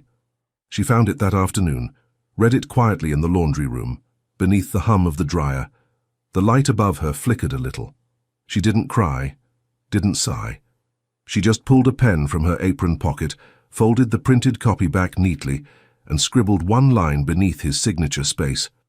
"Structure only works when someone stays." Then she left it on the edge of his desk, beside a cooled cup of coffee he'd forgotten to drink. That night she followed the rules. She didn't sing, didn't kneel to meet the boys' eyes, didn't hold their hands when they whimpered in their sleep. By dinner, Liam was in tears. Finn had spilled juice and refused to be comforted. Jack watched from the hallway. Christine sat still on the couch, present but quiet. No rebellion, no reaction, just stillness. And even in that stillness, Jack saw it. She wasn't obeying. She was showing him something. He just didn't know what yet. That night, the house didn't rest. Not really. The lights dimmed, the doors closed, but the air still felt wrong. Too still, too clean, too quiet in all the places where love used to live. Christine folded laundry with the same steady hands, not because the rules deserved obedience, but because the boys still needed someone who wouldn't leave. And Jack. Jack sat in his office, staring at the line she'd written across his rules. Structure only works when someone stays. He read it again, then again, and still. He couldn't answer it. The memo was taped to the fridge before breakfast, crisp white paper, perfect black ink, signed with Jack's initials at the bottom like a contract he couldn't break. Christine read it in silence, her fingers smoothing the edge of the page once. Then again. No personal affection, no unnecessary contact, no humming, no emotional dependency. Maintain professional distance at all times. The list ended with one line. Structure is stability. She didn't say a word, just turned toward the counter, picked up the boys' breakfast bowls and carried them to the table with the same calm hands. But her silence felt different that morning. Not empty, just restrained. Finn and Liam were already waiting, still in their pajamas, hair tousled from sleep. Liam had his sock on backwards. Christine noticed, but she didn't kneel to fix it. She placed their bowls gently on the table. Oatmeal, 2 spoons, no fruit this time. And then she stood. Not close, not far, just present, like a lighthouse seen across fog. "Eat while it's warm," she said softly. The boys blinked up at her. Finn reached toward her scarf, the green one she always wore. She stepped back. "No touching, sweetheart," she said, then paused, correcting herself. "Finn." Upstairs, Jack stood by the railing, watching. He could hear everything. The quiet clinks of spoons, the absence of song. It was working. The house was calm, orderly. And yet, something inside him felt colder than it had the night before. Later, Christine found the twins in the hallway outside the playroom. They weren't fighting. They weren't laughing. They were just sitting there, shoulder to shoulder, backs pressed against the wall. Liam looked up at her. He didn't cry. He didn't ask. He just looked, like he was waiting for something he no longer had the words to ask for. She sat near them, not with them. She didn't sing. She didn't reach for them. She just stayed, quiet, compliant, still. By lunchtime, the silence had thickened. It wasn't peaceful anymore. Christine served sandwiches without humming, without the usual stories she told about clouds or birds or basil seeds. Finn didn't touch his plate. Liam whispered something, but not to anyone in particular. Jack sat at the far end of the table, phone beside him, unread emails open. He watched them, and for a split second he saw it. His sons, frozen in a house that was too clean to hold them. That evening, Christine slipped a folded piece of paper onto Jack's desk, the same memo, her handwriting beneath his signature. Just one line. Structure only works when someone stays. She didn't knock. She didn't ask to explain. She left it there and walked away. That night, Jack didn't sleep. He lay in bed with the lights off, the silence humming in his ears. He could still see Liam's hand reaching across the table that morning. No one had taken it. Not her. Not him. He hadn't even moved. He turned to the side. Melissa's pillow was still there, still untouched after all these months. He used to think it was a way to honor her. Now he wondered if it was just another way to run. At 2:17 a.m., he found himself in the hallway again, drawn by something he couldn't name. He stopped outside the nursery, didn't open the door, didn't knock. He just stood there, heart tight, breath shallow. Inside, the boys were asleep. Christine sat on the floor beside them, back against the crib, her scarf around her neck again. She was humming, soft, steady. The tune barely touched the air. But it was there. She had broken the rules. And Jack was glad she did. The memo was still taped to the fridge, untouched, unread, unfelt. But in the nursery, where two small boys slept without fear and a woman hummed songs that had no name, a different kind of rule was being written, one made of breath, of presence, of grace. And Jack, still standing at the door, knew this time he wasn't looking at a breach of order. He was looking at something that might save them all. Jack watched more now. Not from behind emails, not through camera feeds, but with his eyes, his own eyes, noticing things he hadn't noticed before, like how Liam pressed his thumb against the edge of the table when he was scared, or how Finn paused mid-step when someone raised their voice, even a little. He wasn't sure when he'd stopped looking, but now he couldn't stop. Christine had started singing again, not always, not loudly, but just enough. Soft melodies in the hallway, half-hummed lullabies while folding clothes, songs with no name, no words, just warmth. She never asked permission, and Jack never told her to stop. One evening, he stood just outside the kitchen. She didn't know he was there. Finn had spilled juice, a slow orange stream across the floor. Liam looked ready to panic, lower lip trembling, hands clenched into his shirt. Christine didn't scold. She didn't rush. She crouched down to the boy's level, voice steady. "Let's breathe," she whispered. "Big belly breaths, okay? In and out." Liam mirrored her. Finn followed. 3 breaths, 4, 5. The room calmed. Then, without a word, Christine handed Finn a small towel, held his hand over the mess, and waited. He wiped it once, then again. She nodded. "That's it. We clean up together." Not Jack because blinked. It was profound, but because it was so simple. No lectures, no fear, no raised tones, just presence. Later that night, he stood at the bottom of the stairs, one hand resting on the banister. Diane passed behind him with a laundry basket, her steps slow. "You've been quiet," she said gently. Jack didn't answer right away. Then, finally, "She never raises her voice." Diane nodded. "Doesn't have to." Jack looked up the stairs toward the nursery, then back at the empty hallway. She never tries to be their mother. No, Diane said, setting the basket down. She just loves them like someone who remembers what it's like to be small. The next afternoon, Christine asked for 10 minutes of his time at the dining room table. No contracts, no staff in sight, just paper, a pen, a cup of tea between them. "I've drawn up a structure," she said quietly. Jack lifted an eyebrow. "For what?" "For the house," she replied. "But not just the house, for the people in it." She slid the paper toward him. It wasn't complicated. A weekly rhythm, simple roles for each staff member, clear breaks, boundaries, and one request, written at the bottom in calm, clean handwriting. "One night a week you're here, not as the boss, as their father." Jack stared at the page, the weight of those words pressed into his chest. He looked up. Christine met his eyes.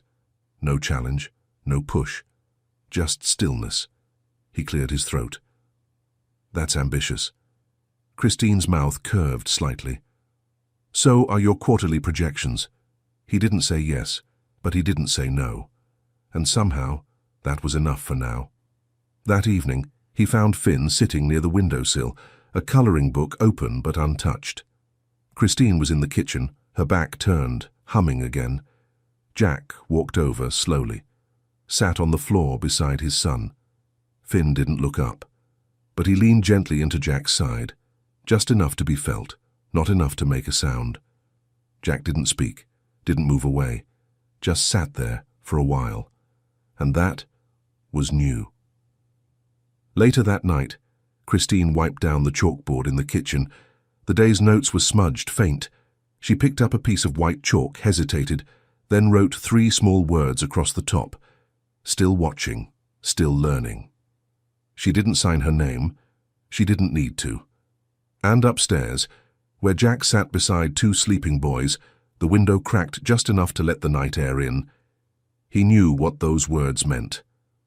They weren't for the house. They were for him. It started with a photo. Blurry. Off-center. Taken through the hedge by someone walking their dog on a Sunday morning. Christine, kneeling in the garden, her hands covered in soil. Finn, laughing as he painted a rock with blue and green swirls.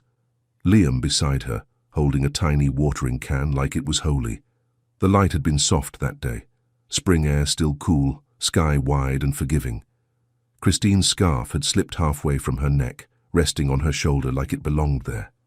And they looked happy, not posed, just safe. By Monday morning, the photo had been shared 11,000 times. Billionaire's Maid plays mom. Tech CEO's twins find comfort in unlikely caregiver. Inside the Edward estate, where is their father? The words didn't bother Jack at first. He didn't even read them. He saw the picture, he recognized the moment, and it hurt. How beautiful it was. Because he hadn't been in it. Christine found out by accident. A phone left unlocked on the laundry counter. Diane's screen lit up with a headline before it dimmed. Christine didn't react right away, just stared at the screen as the dryer hummed beside her, soft and steady. She touched the scarf at her shoulder, not for comfort, just to feel something grounded. That afternoon the house felt different. The walls hadn't changed, but the quiet had. It wasn't peace anymore. It was caution. Jack called a meeting. The PR team suggested a statement. "We'll clarify her role," someone said. "Reframe the narrative," another added. "Protect the family brand." Jack stared at the table, at words that had nothing to do with what mattered. He stood, left the meeting without speaking. Later, he found Christine in the garden. She was planting basil with the boys. Liam sat in the dirt, barefoot, humming softly. Finn had placed 2 painted stones at the base of a tomato stem. Jack watched from the edge of the patio, not stepping in, not interrupting, just watching. When the boys went inside for snacks, Christine remained, brushing soil from her hands. "You saw it?" she asked quietly, still facing the garden. "I did." She nodded. "So did everyone else." A pause. Jack stepped closer, still not near enough to touch it. This moment, This woman, this wound. They want a statement, he said. Christine finally looked up. And what will it say? Jack hesitated. That you're the help, that I'm aware, that it's being addressed. Christine nodded again, but her eyes, they didn't agree. I didn't ask for attention, she said, and I never asked to be their mother. I know, Jack replied. She stood wiping her palms on her apron. Her voice was low but steady. They just needed someone to stay when everyone else left. Jack swallowed. The air felt thick. They don't see that, she added. They see a headline, a mistake. You're not a mistake, he said quietly. That night, Jack sat on the edge of his bed. Laptop open, PR statement blank. He typed something, deleted it, typed again, deleted again. Finally, he shut the screen. The silence in the room felt louder than ever. He didn't want to protect his image. He wanted to protect them. The next morning, the headlines hadn't stopped, but neither had Christine. She made pancakes, cut fruit, braided Liam's hair when he asked, lopsided, messy, perfect. Jack watched her from the hallway. She looked tired, but not defeated. The boys didn't know about the internet, about shame, about optics. They only knew the scarf still smelled like lavender, and her lap still felt like home. That evening, Christine didn't hum. She just rocked gently in the nursery chair, Liam curled against her chest, Finn asleep at her feet on a folded blanket. Jack stood in the doorway, not hidden this time. He was there, really there. He didn't speak, didn't plan, just watched the way her fingers moved. Slow, steady, like someone who knew how to hold a storm without trying to stop the rain. It started with Liam's cough, soft, harmless, barely more than a whisper in the night. Then came Finn's shiver, the kind that made Christine stop mid-step in the hallway, because something in her, something from long ago, recognized that sound. By midnight, both boys were burning up, skin flushed, breaths shallow, their tiny bodies too still. Jack stood at the door to the nursery, eyes wide, arms stiff at his sides, like a man facing a storm with nothing in his hands. Christine didn't panic. She moved calmly, quietly, placing cool cloths on their foreheads, checking pulses, whispering comfort like a prayer she knew by heart. When Finn whimpered in his sleep, she leaned in. I'm here, she breathed. I'm still here. Jack watched. Something in his chest tightened. Not panic, not control. Helplessness, the kind he had no system for. At 2:08 a.m., he finally stepped in, stiff, unsure, eyes hollow. What do I do? He asked. Christine didn't look up. She just handed him a wet cloth and pointed to Finn's cheek. Cool him gently. Keep your hand steady. He knelt, awkward, like his knees forgot how to hold weight. His hands shook. I don't know how to do this, he whispered. Christine didn't correct him. She didn't fill the space with reassurance. She just said the words that mattered. You don't have to know. You just have to stay. The room was warm, dim. Liam stirred in his fever sleep. Jack reached for him, and the boy, barely conscious, turned toward the sound of his father's breath. Not his words, not his touch, just the breath. Jack sat down hard on the floor and didn't leave. At 3:17 a.m., Christine leaned back against the wall. The boys were still burning, but their breathing had steadied. Jack's shirt was damp with sweat. One of the twins had curled into his lap, the other against Christine's shoulder. And in that small, heavy room, something broke. Not the fever. Jack. Quietly. Finally. He bowed his head, pressed his hand against his eyes, and let the grief come. Not loud, not messy, just real. The tears weren't for Melissa. They were for everything that came after. The numbness, the silence, the way he'd left the house but never really left the pain. Christine looked over, didn't say anything. Just reached across the rug and placed her hand over his, not as comfort, but as permission. You're allowed to feel this, and still stay. By dawn, the fevers began to drop. The room smelled of lemon balm and damp cloth. Sunlight touched the windows without asking for anything. Christine sat in the rocker, eyes closed, one hand resting on Liam's back. Jack hadn't moved. Finn was still asleep against his chest. The world was quiet, but not empty. Later, Christine walked into the kitchen. She didn't speak, didn't make noise. She picked up a piece of chalk and wrote 3 words on the board above the stove. Everyone stayed. No signature, no explanation, just that. Jack stood in the hallway, watching her hand leave the board. He felt something rise in his chest, small, unfamiliar. Not relief, not pride. Something softer, like belief. Beginning again. The house had never been this quiet, not even after the funeral. But this silence didn't feel like absence, it felt like surrender, like presence that no longer needed to be explained. And as Jack turned back toward the nursery, his sleeves still damp, his chest still aching, he whispered to no one in particular, "I stayed." As if saying it out loud might make it real. The fever broke, but something else stayed broken. Not in the boys, not in Christine, in Jack. The morning after, the house moved slowly.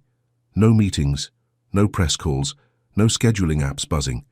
Just warm toast, 2 blankets on the floor, a cold cup of coffee no one drank.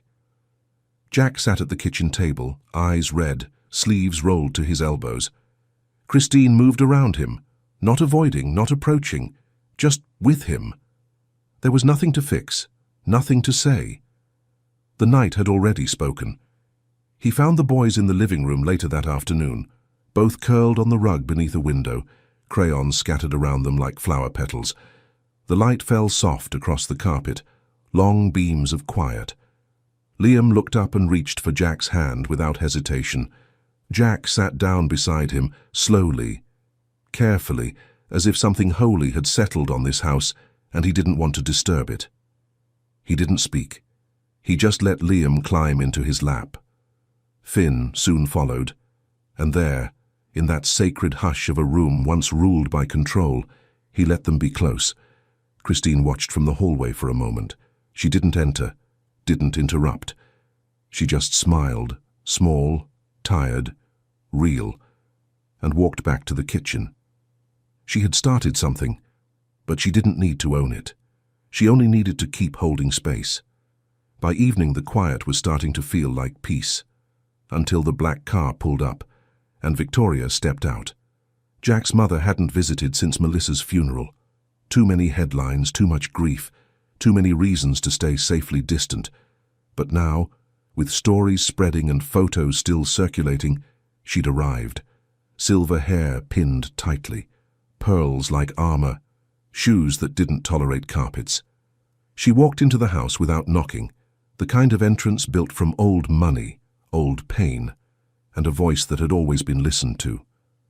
Christine was in the kitchen with the boys, washing grapes. Victoria stopped in the doorway. "This is the woman?" Christine turned. "Hello." Victoria didn't answer. She turned to Jack instead, her voice sharp enough to chill the room. "You've let this go on long enough." Jack didn't flinch, didn't defend. He looked down at the boys, Liam holding a paper towel with 3 grapes inside, like it was something precious. Victoria crossed her arms. "This is inappropriate, Jack. You know how this looks." "She's not pretending to be their mother," he said. "No," Victoria replied. "She's something worse. Confusing, unprofessional, emotional." Christine said nothing. She picked up a dish rag, folded it once, then again. Stillness was her defense. Jack knelt beside the boys. He wiped Finn's hands gently, then looked back at his mother. "She's the only one who didn't leave." Victoria blinked. Jack stood. He didn't raise his voice, didn't posture. He simply said the truth. "We're not trading their peace for your approval." That night the house was quiet again, but it wasn't fragile anymore. It was firm. The boys were asleep by 8. Christine sat on the nursery floor, sorting blocks and broken crayons into a small box. Jack stood by the door, unsure whether to speak. She looked up. "You didn't have to say that," she said softly. "I did." Christine smiled. Tired, kind, not triumphant. Most people don't. Jack walked in, lowered himself to the rug. His knees cracked. His tie was still on. He picked up a red crayon. "You're not most people," he said. The hallway light stayed on later than usual that night. No one said why. No one turned it off. The carpet held the shape of where they'd sat, crayon marks, warmth pressed into its fibers, like evidence that something human had happened. And though nothing dramatic changed, something quiet had. Jack had drawn his first line, not in ink, not in power, but in presence. And for the first time. He didn't look back. The headlines didn't stop, not even after the press team went silent. Not after Jack shut down interviews, declined statements, refused to spin the story. Still, the internet buzzed. Who is Christine James? A maid or a mother? Behind the Edward estate's closed doors. She ignored it, as she always had, until the letter arrived. It came folded in a plain envelope, slid beneath the back door during nap time. No name, no return address. Just one line in careful script. "We don't need your story framed. We just want the truth, and we'll give it room to breathe." It was signed by a local journalist, not tabloid, not loud, just a woman known for listening. Christine stared at it for a long time. She didn't answer right away. That evening, Jack found her in the garden. The boys were asleep. The basil had finally taken root. She sat on the bench alone, the envelope beside her. Jack didn't ask what it was. He just sat down beside her, hands folded, shoulders close but not touching. After a long silence, she finally said, "They want to tell the truth." Jack looked out across the garden, then at her. "What truth?" Christine's voice didn't shake. "That I stayed, not because I was hired to, but because they asked me not to leave." Jack nodded once. "They'll twist it," he said quietly. "I know." Another pause. "But I'm tired of being someone people explain." She looked at him then, clear, calm, brave. "I'm not their mother, but I am part of this house, and they know it. That should be enough." Jack didn't try to stop her, not this time. He reached over slowly and placed his hand gently over hers on the bench. "Then tell it," he said. "Your way." The article went live 3 days later. No pictures, no headlines, no viral spin, just a title that sat softly on the page. "The work that holds the house." No quotes from Jack, no exposure of the children, only Christine's voice, measured, honest, quiet. She spoke of grief, of losing her parents in a fire, of raising her little sister on nothing but instinct and prayer, of silence, and staying. "I don't fix children," she wrote. "I don't replace mothers. I just stay in the room long enough for them to remember they're still loved." There were no interviews, no book deal, no follow-up. But something changed. A neighbor left a casserole at the gate.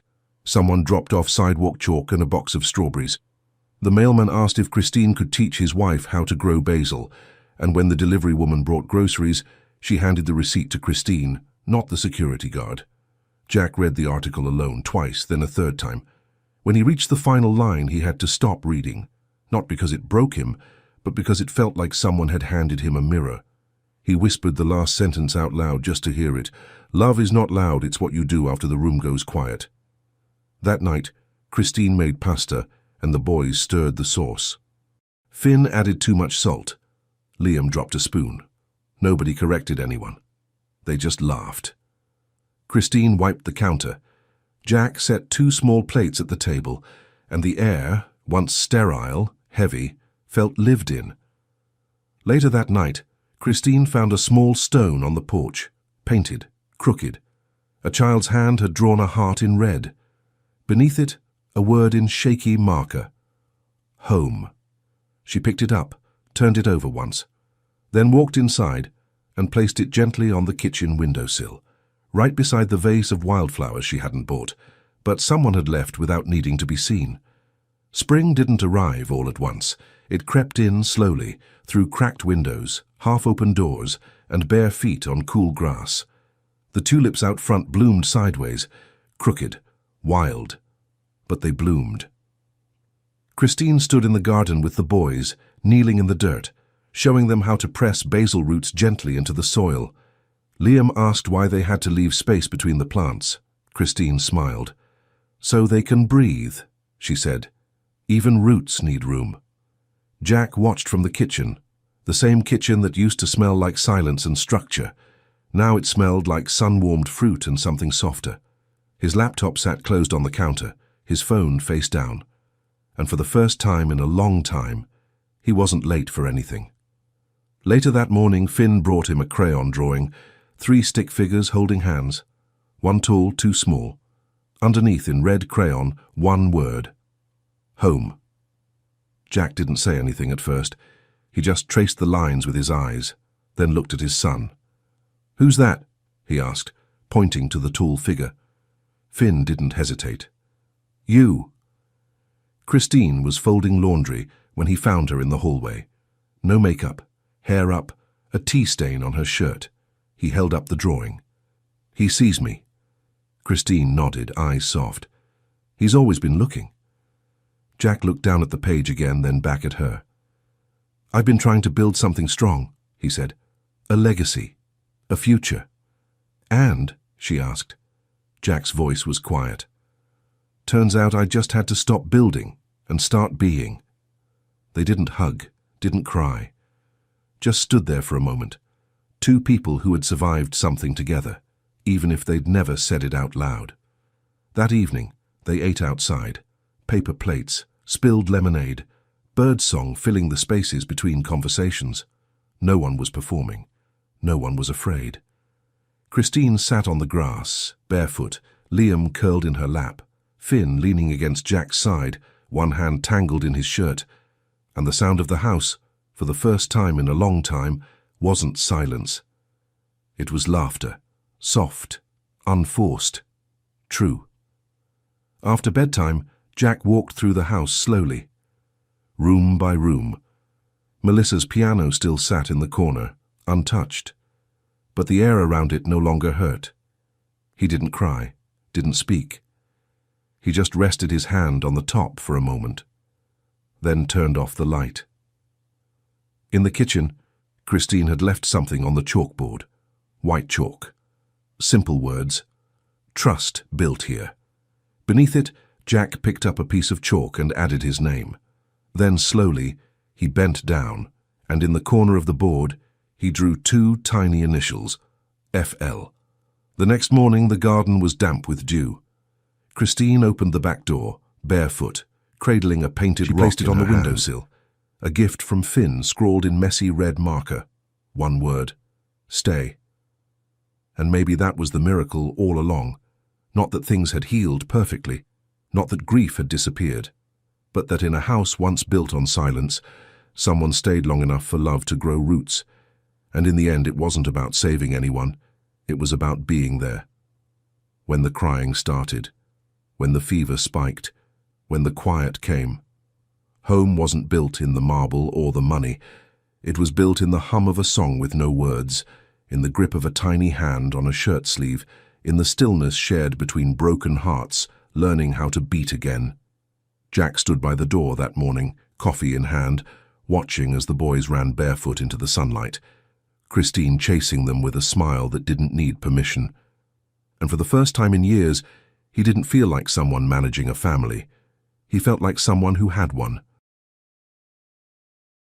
"Daddy?" The words stopped Robert Scott's heart. He stood in his own doorway, frozen, staring at something he couldn't understand. His 10-year-old daughter was on her knees, scrubbing the floor in a maid's uniform. Her hands were bleeding. Her face was soaked with tears.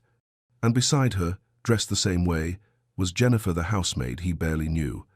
Robert dropped his briefcase. What the hell is going on? Robert had been gone for 6 months. Tokyo, Singapore, London, building his company into something powerful. He'd missed Ava's birthday, her school play, half her life, but he'd promised himself this was the last trip. He'd come home and make everything right. He walked through the door expecting his daughter to run to him with that bright smile she used to have. Instead, she flinched when she heard his voice. She was terrified. Jennifer stood up slowly, hands raised like she was trying to calm him down. "Mr. Scott, please, if I could just explain." "Explain what?" Robert's voice cracked. "Why is my daughter dressed like this? Why is she on her knees in her own home?" "She didn't do anything," Ava tried to say, but her voice was so small it barely came out. Then he heard footsteps on the stairs. His wife, Diane, walked down with a cup of coffee in her hand and concern painted across her face. But something about it felt wrong. Too perfect, too practiced. "Robert," she said softly, touching his arm. "Thank God you're here. I just found them like this. I don't know what's been happening while you were gone, but I think Jennifer has been getting too close to Ava, making her do things she shouldn't." Robert looked at his wife, then at Jennifer, then at his daughter. Ava wasn't looking at him. She was looking at Jennifer, like Jennifer was the only person in the world she could trust. And that's when Robert realized something that made his stomach turn. He'd been gone for 6 months, and he had no idea what had been happening in his own house. Someone was lying, and he was about to find out who. What Robert didn't know was that a camera in the corner had recorded everything. Not just this moment, but what happened 1 hour before he walked through that door. The truth, the abuse, the cruelty his daughter had been living through, and the one person who'd been protecting her when no one else would. Before we continue, click subscribe, like this video, and tell me where in the world you're watching from. Sometimes God places people in our lives not because we asked for them, but because someone we love desperately needs them. Jennifer stepped in when a father was absent. But the question is, are you truly present for the people who need you most? I hope this story reminds you that love isn't just a feeling. It's showing up, even when it's hard, even when no one's watching. Now let's go back to 1 hour before Robert came home. Let's see what really happened. Only moments before Robert walked through that door, his daughter's world was falling apart. It started in the kitchen. Ava was thirsty, that's all. She climbed onto the step stool, the one with the old sunflower stickers her mum put there years ago. Her small hands reached for a glass of water, and it slipped. The glass fell. Water splashed across the counter and onto the floor. Ava's heart stopped.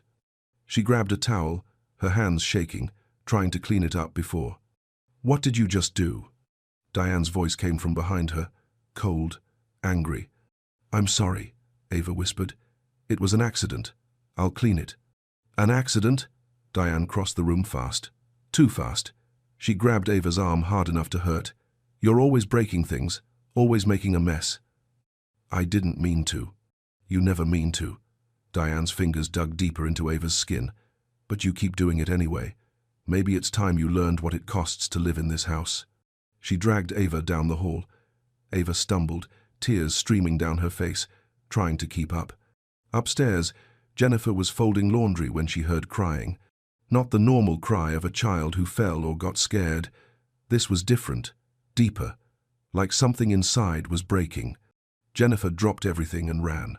She found them outside the laundry room. Ava was on the floor, face buried in her hands, shaking. Diane stood over her, holding a black maid's uniform. "Ma'am," Jennifer said carefully, "what happened?" "She spilled water," Diane said without looking at her. "She needs to learn responsibility." "She's just a child," Jennifer said gently. "It was an accident." Diane turned, her eyes cold. "She's careless, spoiled, and she's going to learn what it means to earn her place here." She shoved the uniform toward Jennifer. "Put this on her." Jennifer's stomach dropped. "Ma'am, please." "I'm not asking." Jennifer looked at Ava. The little girl was staring up at her with terrified eyes that said, "Please don't leave me." Jennifer knelt beside her and took the uniform. "It's okay, baby," she whispered. "I'm here." Her hands shook as she helped Ava into the rough fabric. It hung too big on the child's thin body. Ava looked so small, so lost. "Now," Diane said, pointing to the living room, "you're going to scrub that floor until it shines. Do you understand?" Ava nodded through her tears. Jennifer stood. "Ma'am, this is too much. She's frightened." "Are you questioning me?" Diane's voice went quiet. "Dangerous." Jennifer swallowed. "I'm asking you to show mercy." Diane smiled. It wasn't kind. "You want to defend her? Fine. Get on your knees too, both of you. Jennifer's heart pounded. Mom, do it, or she does it alone, and I'll make sure she knows you chose to walk away. Jennifer looked at Ava. The little girl was shaking, waiting to see if Jennifer would stay. Jennifer knelt. She picked up a rag from the bucket Diane placed between them. It's okay, sweetheart, she whispered to Ava. I'm right here. You're not alone. Ava sobbed. I'm sorry, Miss Jennifer.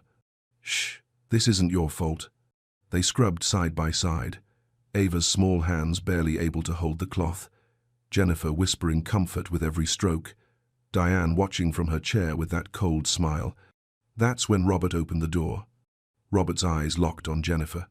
She was on her knees beside his daughter, both of them in uniform, both of them looking guilty. His mind tried to make sense of it, tried to find an explanation that didn't tear his world apart. And the only thing he could see was Jennifer, the maid, the woman he barely knew, dressed the same way as his daughter. Did you do this? His voice came out harder than he meant. Did you put her up to this? Jennifer stood slowly, her movements careful, her hands raised like she was trying to show she meant no harm. Mr. Scott, please, if you'll just let me explain.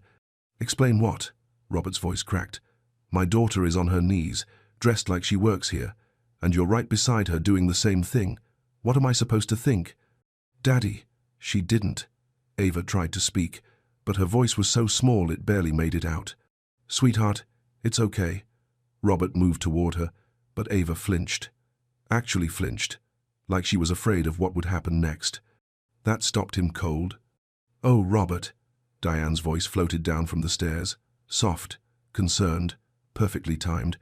Thank God you're finally home. She came down slowly, one hand trailing along the railing, the other holding her coffee cup like she was in a movie. Her silk robe was perfectly tied, her hair perfectly styled. Everything about her looked calm, controlled, too controlled. I just walked in myself, Diane said, reaching for his arm. I found them like this. I've been so worried about what's been happening while you've been away. Robert looked at his wife, then at Jennifer, then at his daughter. Something didn't fit. What do you mean? What's been happening? He asked. Diane's hand tightened on his arm. She's been overstepping, Robert. She glanced at Jennifer without really looking at her. Getting too involved with Ava, making her do things. I don't know if it's some kind of game or... That's not true. Jennifer's voice was quiet but steady. Diane's eyes flashed. Excuse me? Ma'am. Jennifer didn't look away. You know that's not what happened here. The air shifted. Robert felt it. Something in Jennifer's voice, something in the way Diane's smile tightened just slightly at the corners. Are you calling me a liar? Diane's voice was still soft, but there was steel underneath. I'm saying there's more to this story. Robert looked at Ava. She was staring at Jennifer like she was the only safe thing in the room. Not at him, not at Diane, at Jennifer. His daughter trusted the maid more than she trusted her own family. That thought hit him like a punch to the chest. Mr. Scott, Jennifer said carefully, there's a security camera in the other room, the one near the bookshelf. If you check it, you'll see what really happened. Robert froze. How do you know about that? I saw the technician installing it before you left. Please, just check it. Diane's face flickered, just for a second. Something close to panic crossed her eyes before she smoothed it away. Robert, don't be ridiculous. She's obviously trying to... But Robert was already pulling out his phone. His fingers moved across the screen, opening the security app he'd installed months ago. The app he'd almost forgotten about. Diane took a step back. Robert, this is unnecessary. I'm telling you what I saw. Then the camera will show the same thing. His voice was flat. The app loaded. Camera feeds appeared. He scrolled through them, finding the one Jennifer mentioned. He pressed play, and his face went white. Robert stared at his phone screen. The footage played in silence, but he didn't need sound to understand what he was seeing. Ava reaching for the glass. It falling. Water spilling across the counter. Then Diane storming in, her face twisted with rage. Her hand grabbing Ava's arm so hard the child's body jerked sideways, her mouth moving, shouting words Robert couldn't hear but could feel in his chest. Ava trying to apologize, trying to clean it up, her small body trembling. Diane dragging her down the hall. Then Jennifer appearing, stepping between them, her hands raised, trying to calm the situation. Diane shoving the uniform at her, forcing it into Jennifer's hands. Jennifer kneeling beside Ava, not because she wanted to, but because leaving the child alone wasn't an option. Robert's hand shook. He looked up from the phone. His eyes found Diane's. She opened her mouth, closed it, opened it again. "Robert, you have to understand." "Understand what?" His voice was low, dangerous. "That you put my daughter in a maid's uniform? That you made her scrub floors like she's—" He couldn't finish the sentence. "She needed discipline," Diane said quickly. Her voice was rising now, losing that careful control. "You're never here, Robert. Someone has to teach her consequences." "Consequences?" Robert's voice cracked. "She's 10 years old. She spilled water. She's careless. She destroys things. She needs to learn. She needs a parent." The words exploded out of him. "Not a warden." Diane's face went hard. "So that's it? One video and I'm the villain? What about her?" She pointed at Jennifer. "She's been manipulating Ava for months, making her dependent, acting like some kind of replacement mother." Robert looked at Jennifer. She hadn't moved, hadn't defended herself. She just stood there, hands folded, eyes down, calm, steady, like she'd been carrying this weight for so long she'd learned how to hold it without breaking. "Is that true?" Robert asked her. Jennifer looked up. Her eyes met his. "I love your daughter, Mr. Scott. That's true. But I never tried to replace anyone. I just tried to make sure she knew she wasn't alone." The words hit him like stones. She wasn't alone. Because he'd left her. He'd chosen boardrooms over bedtime stories, deals over dinners, success over his own child. He turned to Ava. She was still on the floor, still in that uniform, clutching her stuffed lion like it was the only thing keeping her together. "Sweetheart," he said, his voice breaking, "why didn't you tell me?" Ava's lip trembled. Tears spilled down her cheeks. "She said you wouldn't believe me. She said you'd think I was lying because I didn't like her. She said you'd send me away." Robert's chest caved in. "She said," Ava's voice broke. "She said you'd be happier if I wasn't here." Robert dropped to his knees in front of his daughter. He reached for her, and this time she didn't flinch. She fell into his arms, sobbing against his chest. "I'm so sorry," he whispered into her hair. "I'm so sorry, baby." He looked up at Diane, the woman he'd married, the woman he'd trusted with his daughter. "Pack your things," he said quietly. "You're leaving tonight." Diane's face went pale. "You can't be serious." "I've never been more serious in my life." "Robert, you're making a mistake." "The mistake," he said, his voice cold, "was ever leaving her alone with you." Diane's mouth opened, but nothing came out. For the first time since he'd known her, she had no words. She turned and walked up the stairs.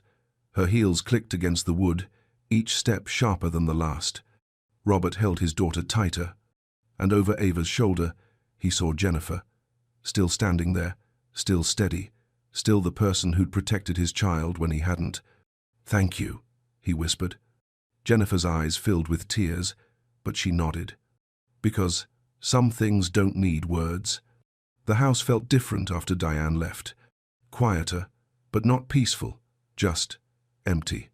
Robert sat in the kitchen with Ava curled up beside him on the counter stool. She was still wearing that uniform. He'd tried to help her take it off, but she'd pulled away. Not because she was angry. Because she was scared to let go of Jennifer, who was standing by the sink making hot chocolate. Robert watched them. The way Jennifer moved around his daughter, careful, gentle, like she knew exactly what Ava needed without being told. She poured the hot chocolate into Ava's favorite mug, the one with the chipped handle that Ava refused to throw away because her mother gave it to her. Robert hadn't remembered which mug that was, but Jennifer did. She set it down in front of Ava with a soft smile. "Careful, sweetheart. It's hot." Ava wrapped her small hands around the cup and whispered, "Thank you, Miss Jennifer." Jennifer brushed a strand of hair from Ava's face. A simple gesture, tender, familiar, like she'd done it 1,000 times before. Robert's chest tightened. How many nights had his daughter needed someone to brush her hair back? How many times had she cried herself to sleep while he was on another continent? How many moments like this had he missed? Mr. Scott, Jennifer said quietly, would you like some coffee? He shook his head. No, thank you. The silence stretched. Jennifer started to excuse herself. I should go. Let you two. Stay. The word came out before Robert could stop it. Please. Jennifer hesitated, then nodded. They sat together at the kitchen table, Ava between them, the three of them in a triangle of unspoken understanding. Robert didn't know what to say, didn't know how to thank someone for doing what he should have been doing all along. How long? He finally asked. His voice was rough, tired. Jennifer looked down at her hands. About 3 months, after you left for Singapore. 3 months, a quarter of a year. His daughter had been suffering for 3 months, and he hadn't known. Why didn't you call me? He asked. Why didn't you tell me what was happening? Jennifer's eyes met his. There was no judgment there, just sadness. She threatened me, Mr. Scott. Said, if I told you, she'd make sure you didn't believe me. Said she'd tell you I was stealing, that I was the problem. She paused. And honestly, I didn't know if you'd listen. The words cut deeper than she probably meant them to, because she was right. If she'd called him in the middle of a board meeting and told him his wife was abusing his daughter, would he have believed her? Would he have dropped everything and come home? Or would he have told her he'd handle it later? Robert looked at Ava. She'd fallen asleep against Jennifer's shoulder, the hot chocolate barely touched. Jennifer held her without thinking, one arm wrapped protectively around the child, the other hand resting gently on Ava's back. Like she'd held her before, like this was normal. She trusts you, Robert said quietly. Jennifer looked down at Ava, her expression soft. She shouldn't have had to. But she did, and you stayed. Jennifer's eyes filled with tears, but she didn't let them fall. I couldn't leave her alone, Mr. Scott. I couldn't walk away knowing what would happen when no one was watching. Robert's throat closed. This woman, this stranger he'd hired and barely spoken to, had protected his daughter when he hadn't, had stood between Ava and cruelty, had chosen to kneel beside a child who wasn't hers rather than let her suffer alone. I don't know how to thank you, he whispered. Jennifer shook her head. You don't owe me anything. Just be here. That's all she's ever wanted. Robert looked at his daughter sleeping in another woman's arms, and he realized something that broke him completely. He'd been so busy trying to give Ava everything. He'd forgotten to give her the one thing she actually needed. Him. Robert carried Ava upstairs while Jennifer followed quietly behind. They reached Ava's room, the one with the pale yellow walls her mother had painted before she died. The room still smelled faintly of lavender from the sachets tucked in the dresser drawers. Robert laid Ava down gently and pulled the blanket over her. She stirred slightly, reaching for something in her sleep. Jennifer moved past him without a word and placed the stuffed lion in Ava's arms. The little girl's fingers curled around it immediately, and she settled. Robert watched. Jennifer knew exactly where the lion went, knew which side of the bed Ava slept on, knew to leave the lamp on low because Ava was afraid of complete darkness. She knew his daughter better than he did. They stepped into the hallway, leaving the door cracked open just enough to let the light in. Mr. Scott, Jennifer said softly, there's something you should see. She led him downstairs to a small room off the kitchen, the one where the staff kept their things. Jennifer opened her locker and pulled out a worn notebook. The cover was bent, the pages creased from being opened and closed so many times. She handed it to him. I've been writing down everything, she said quietly. Every time she hurt Ava, every time she said something cruel, every time Ava cried herself to sleep. I didn't know what else to do. Robert opened the notebook. The first entry was dated 3 months ago. June 14th, Mrs. Scott told Ava she'd never be as pretty as her mother. Ava didn't eat dinner, found her crying in the bathroom. His hands started shaking. June 22nd, Ava wasn't allowed to leave her room all day because she laughed too loud at breakfast. Mrs. Scott said she was being disrespectful. July 8th, Mrs. Scott called Ava a mistake, said her father only keeps her around out of obligation. Robert's vision blurred. Page after page, entry after entry. Months of pain his daughter had endured while he was closing deals and chasing success. August 3rd, Ava asked if her daddy still loved her. I told her yes, but I don't think she believed me. Robert's knees buckled. He sat down hard on the bench by the wall, the notebook still open in his hands. "Why didn't she tell me?" His voice cracked. "Why didn't she say something on our video calls?" Jennifer sat beside him. "She tried once. About a month ago. She started to tell you something, and Mrs. Scott walked into the room. After you hung up, Mrs. Scott told Ava that if she ever said anything again, you'd send her to boarding school, that you'd think she was lying to get attention." Robert's chest felt like it was caving in. "She made Ava believe you didn't want to hear it," Jennifer continued, "that you were too busy, too important, that complaining would just make you love her less." Robert buried his face in his hands. He'd failed her. Completely. Utterly. Failed her. "I should have been here," he whispered. "I should have seen it." Jennifer's hand rested gently on his shoulder. "You're here now. That's what matters." "Is it?" Robert looked up at her, his eyes red. "Is it enough, after everything she's been through?" Jennifer's voice was steady, certain. "She's been waiting for you to come home, Mr. Scott, not because she needed you to save her, but because she just wanted her dad." The words broke something inside him. All the money, all the success, all the deals and the power and the empire he'd built, none of it mattered, because the one person who needed him most had been suffering in silence, and he'd been too far away to hear her. Robert closed the notebook carefully, like it was something sacred. "What do I do now?" he asked. "How do I fix this?" Jennifer looked toward the stairs, toward Ava's room. "You stay, you listen, you show her that you're not going anywhere." She paused. "And you let her be angry, let her cry, let her tell you everything she's been holding inside, even if it hurts to hear." Robert nodded, wiping his eyes. He'd spent 6 months building something that would last. Now he had to rebuild something he'd almost destroyed. His daughter's trust. Robert didn't sleep that night. He sat in Ava's doorway, watching her breathe, watching her clutch that stuffed lion, watching for signs that she was safe, that she was really okay. But every time she shifted in her sleep, his heart jumped. Every small sound made him wonder if she was crying, if she was having nightmares about everything Diane had done. He'd called his lawyer at midnight, left a message about divorce papers, about restraining orders, about making sure Diane never came near his daughter again. But even as he said the words, a small voice in the back of his mind whispered, "What if it's too late? What if you've already lost her?" Morning came too fast. Robert was making breakfast when the doorbell rang. He opened the door to find a woman in an expensive suit standing on his porch. Her expression was cold, professional. "Robert Scott?" "Yes." She handed him an envelope. "You've been served." His stomach dropped. He opened it right there. The words jumped off the page like knives.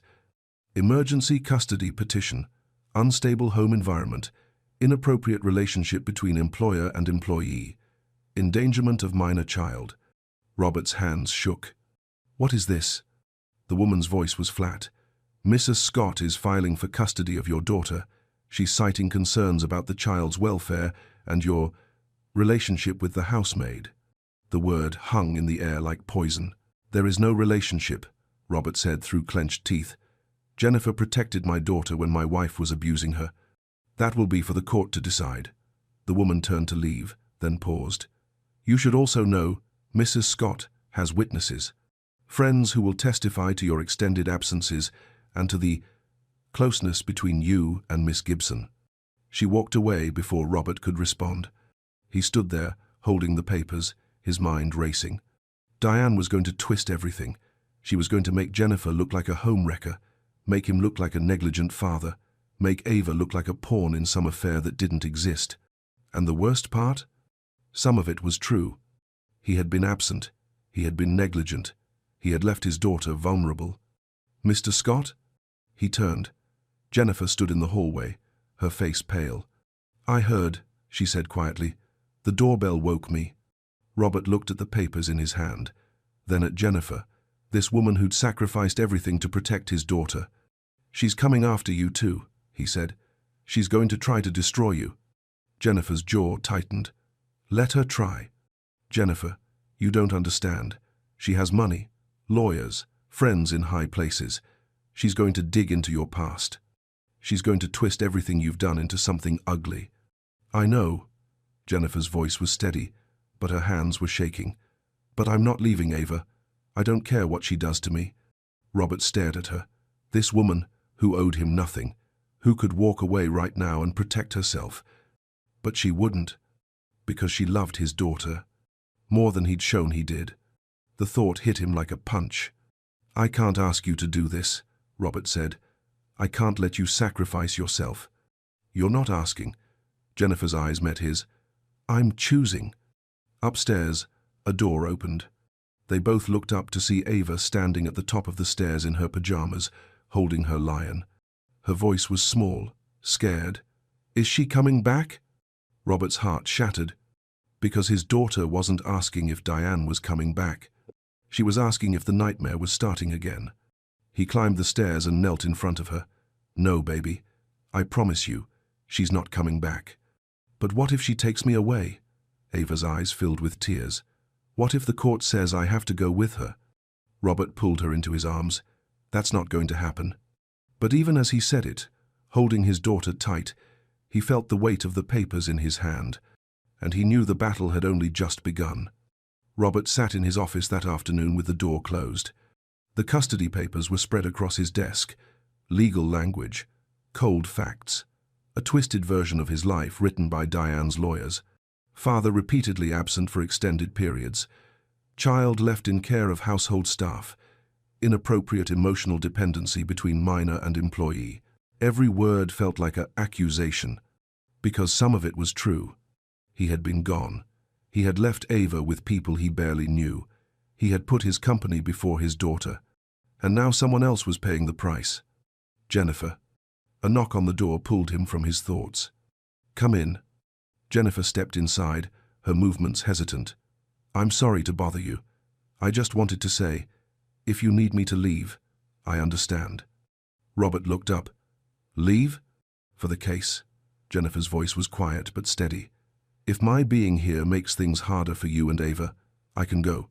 I can find another job. Her voice caught. "I just want what's best for her." Robert stood. "You think leaving is what's best for her?" "I think losing her would destroy me," Jennifer said, her eyes filling with tears. "But I'd rather leave now than be the reason she gets taken from you." Robert walked around the desk. "You're not the reason. I am." Jennifer shook her head. "You were working, providing for her." "I was hiding." The words came out raw, honest. "After my wife died, I didn't know how to be a father without her. Didn't know how to look at Ava without seeing everything I'd lost. So I ran. I buried myself in work and told myself I was doing it for her. But I was just running from the pain." His voice broke. "And while I was running, my daughter was drowning. And you," he looked at Jennifer, "you were the only one who jumped in after her." Jennifer wiped her eyes. "She's a beautiful child, Mr. Scott. She deserves to be loved, not hurt." "I know." Robert's chest felt tight. "And I'm going to spend the rest of my life making up for the fact that I let her down." They stood there in silence for a moment. Then Jennifer spoke, her voice barely above a whisper. "What do we do now?" Robert looked at the papers on his desk, at the lies, at the twisted truth. "We fight," he said. "We show the court exactly what happened. We show them who Diane really is. And we show them that Ava is safe here, with us." Jennifer nodded, but her hands were trembling. "She's going to come after me," she said quietly. "She's going to dig up everything from my past. Things I'm not proud of. Things I've tried to leave behind. Then we'll face it together." Robert's voice was firm. "Whatever she throws at us, we face it together." Jennifer looked up at him. "Why are you doing this? Why are you risking everything for me?" "Because you risked everything for my daughter." Robert's eyes held hers. "Because you did what I should have done. And because if I lose you, I lose the person who's been keeping Ava's heart beating." Footsteps in the hallway. They both turned to see Ava standing in the doorway. She'd changed out of the uniform finally. Now she wore her favorite sweater, the yellow one her mother gave her. "Are you leaving, Miss Jennifer?" Her voice was small, scared. Jennifer knelt down immediately. "No, sweetheart. I'm not going anywhere." "Promise?" Jennifer pulled Ava into her arms. "I promise."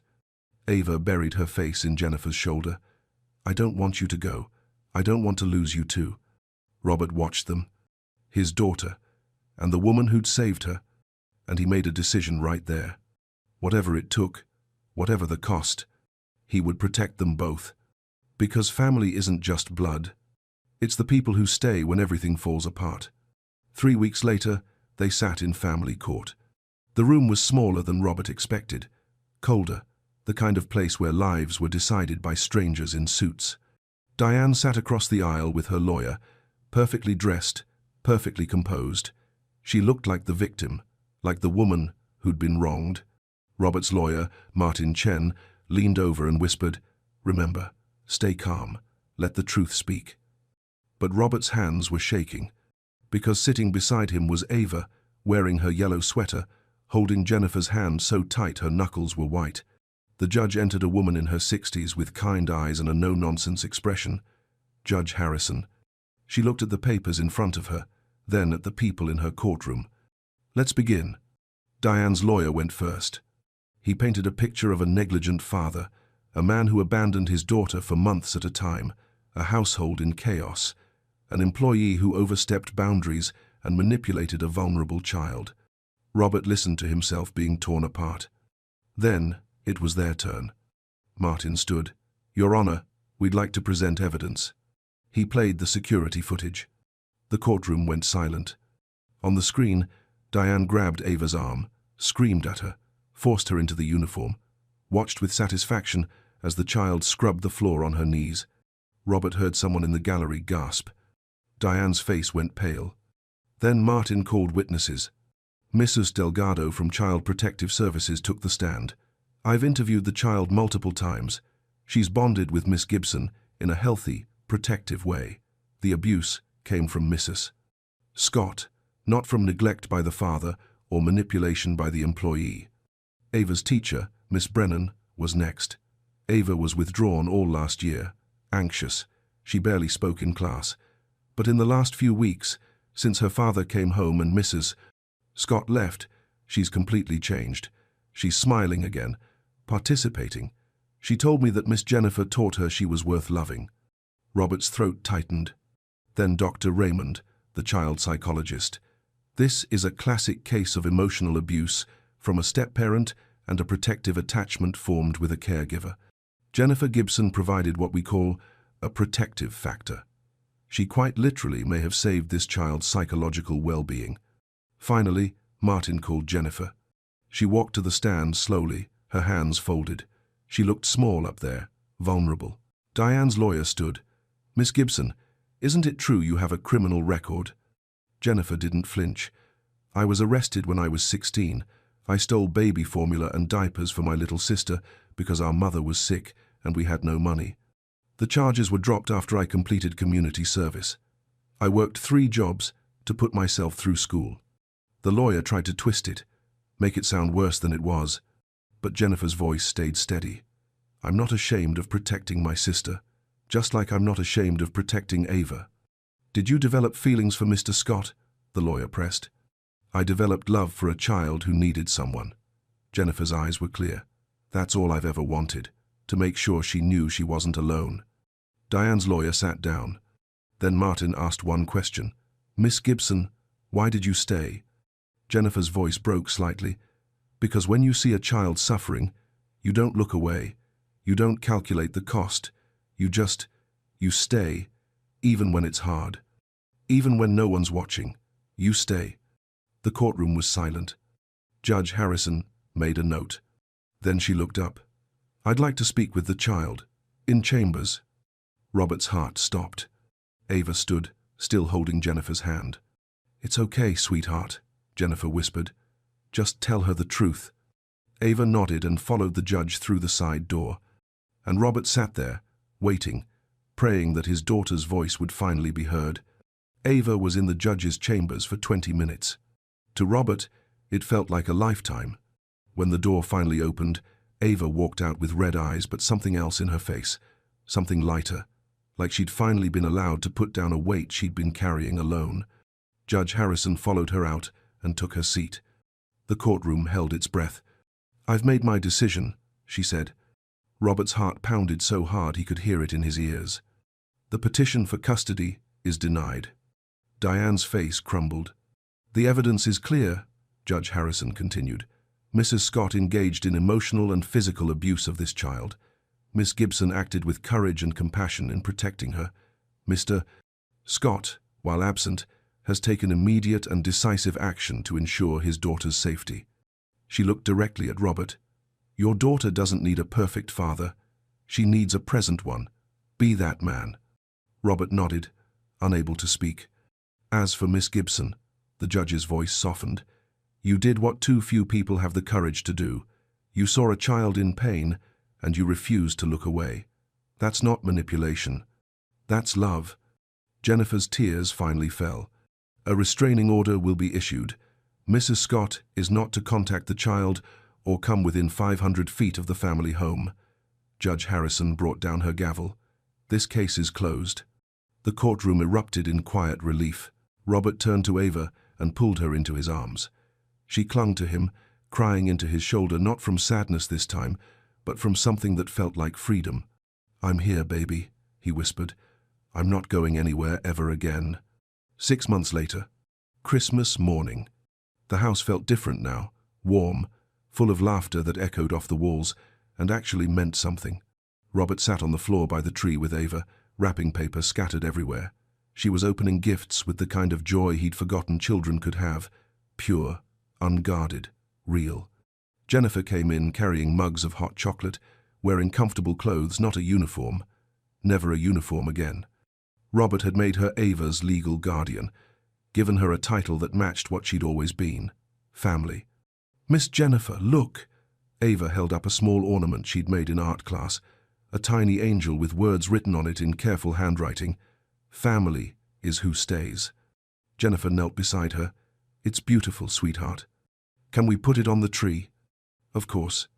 They hung it together, right in the front, where everyone could see. Robert watched them. His daughter, and the woman who'd saved her. The doorbell rang. Robert's parents arrived, arms full of gifts and warmth. His mother hugged Jennifer like she was her own daughter. "Thank you," she whispered to Jennifer. "Thank you for loving her when we didn't know she needed it." They gathered around the table for dinner. The long table that used to feel cold and empty now felt full, alive. Robert stood, raising his glass. 6 months ago, I thought I had everything, he said. Money, success, power, but I was empty. I'd lost sight of what actually mattered. He looked at Ava. "My daughter showed me what courage looks like. She survived something no child should have to face." Then, at Jennifer. "And this woman, she showed me what love really means. Not words, not promises, but showing up, staying, protecting someone else's child like she was your own." His voice broke. "I don't deserve either of you, but I'm going to spend the rest of my life trying to be worthy of you." Jennifer's eyes filled with tears. Ava climbed into Robert's lap and whispered, "I love you, Daddy. I love you too, baby, so much." Later that night, after everyone had gone to bed, Robert stood in Ava's doorway watching her sleep. She looked peaceful, safe, like a child should look. Jennifer appeared beside him, her voice soft. "She's going to be okay." "Because of you," Robert said. "Because of all of us," Jennifer corrected. "Because you came home. Because you chose to see. Because you fought for her." Robert looked at Jennifer, really looked at her, this woman who'd asked for nothing but had given everything. "I don't know what we'd do without you," he said quietly. Jennifer smiled. "You'll never have to find out." They stood there together, in the quiet, and Robert thought about how wrong he'd been about everything. Success wasn't built in boardrooms. It was built in moments like this, in bedtime stories, and hot chocolate, and showing up, even when it's hard. Family wasn't just biology. It was choice. It was the people who stayed when everyone else walked away. And love, real love, wasn't about grand gestures or expensive gifts. It was kneeling beside a frightened child and whispering, "You're not alone." It was coming home. It was staying. It was being present even when you'd failed before. Robert looked at the ornament on the tree downstairs, glowing softly in the light. Family is who stays. And for the first time in years, he finally understood what that meant.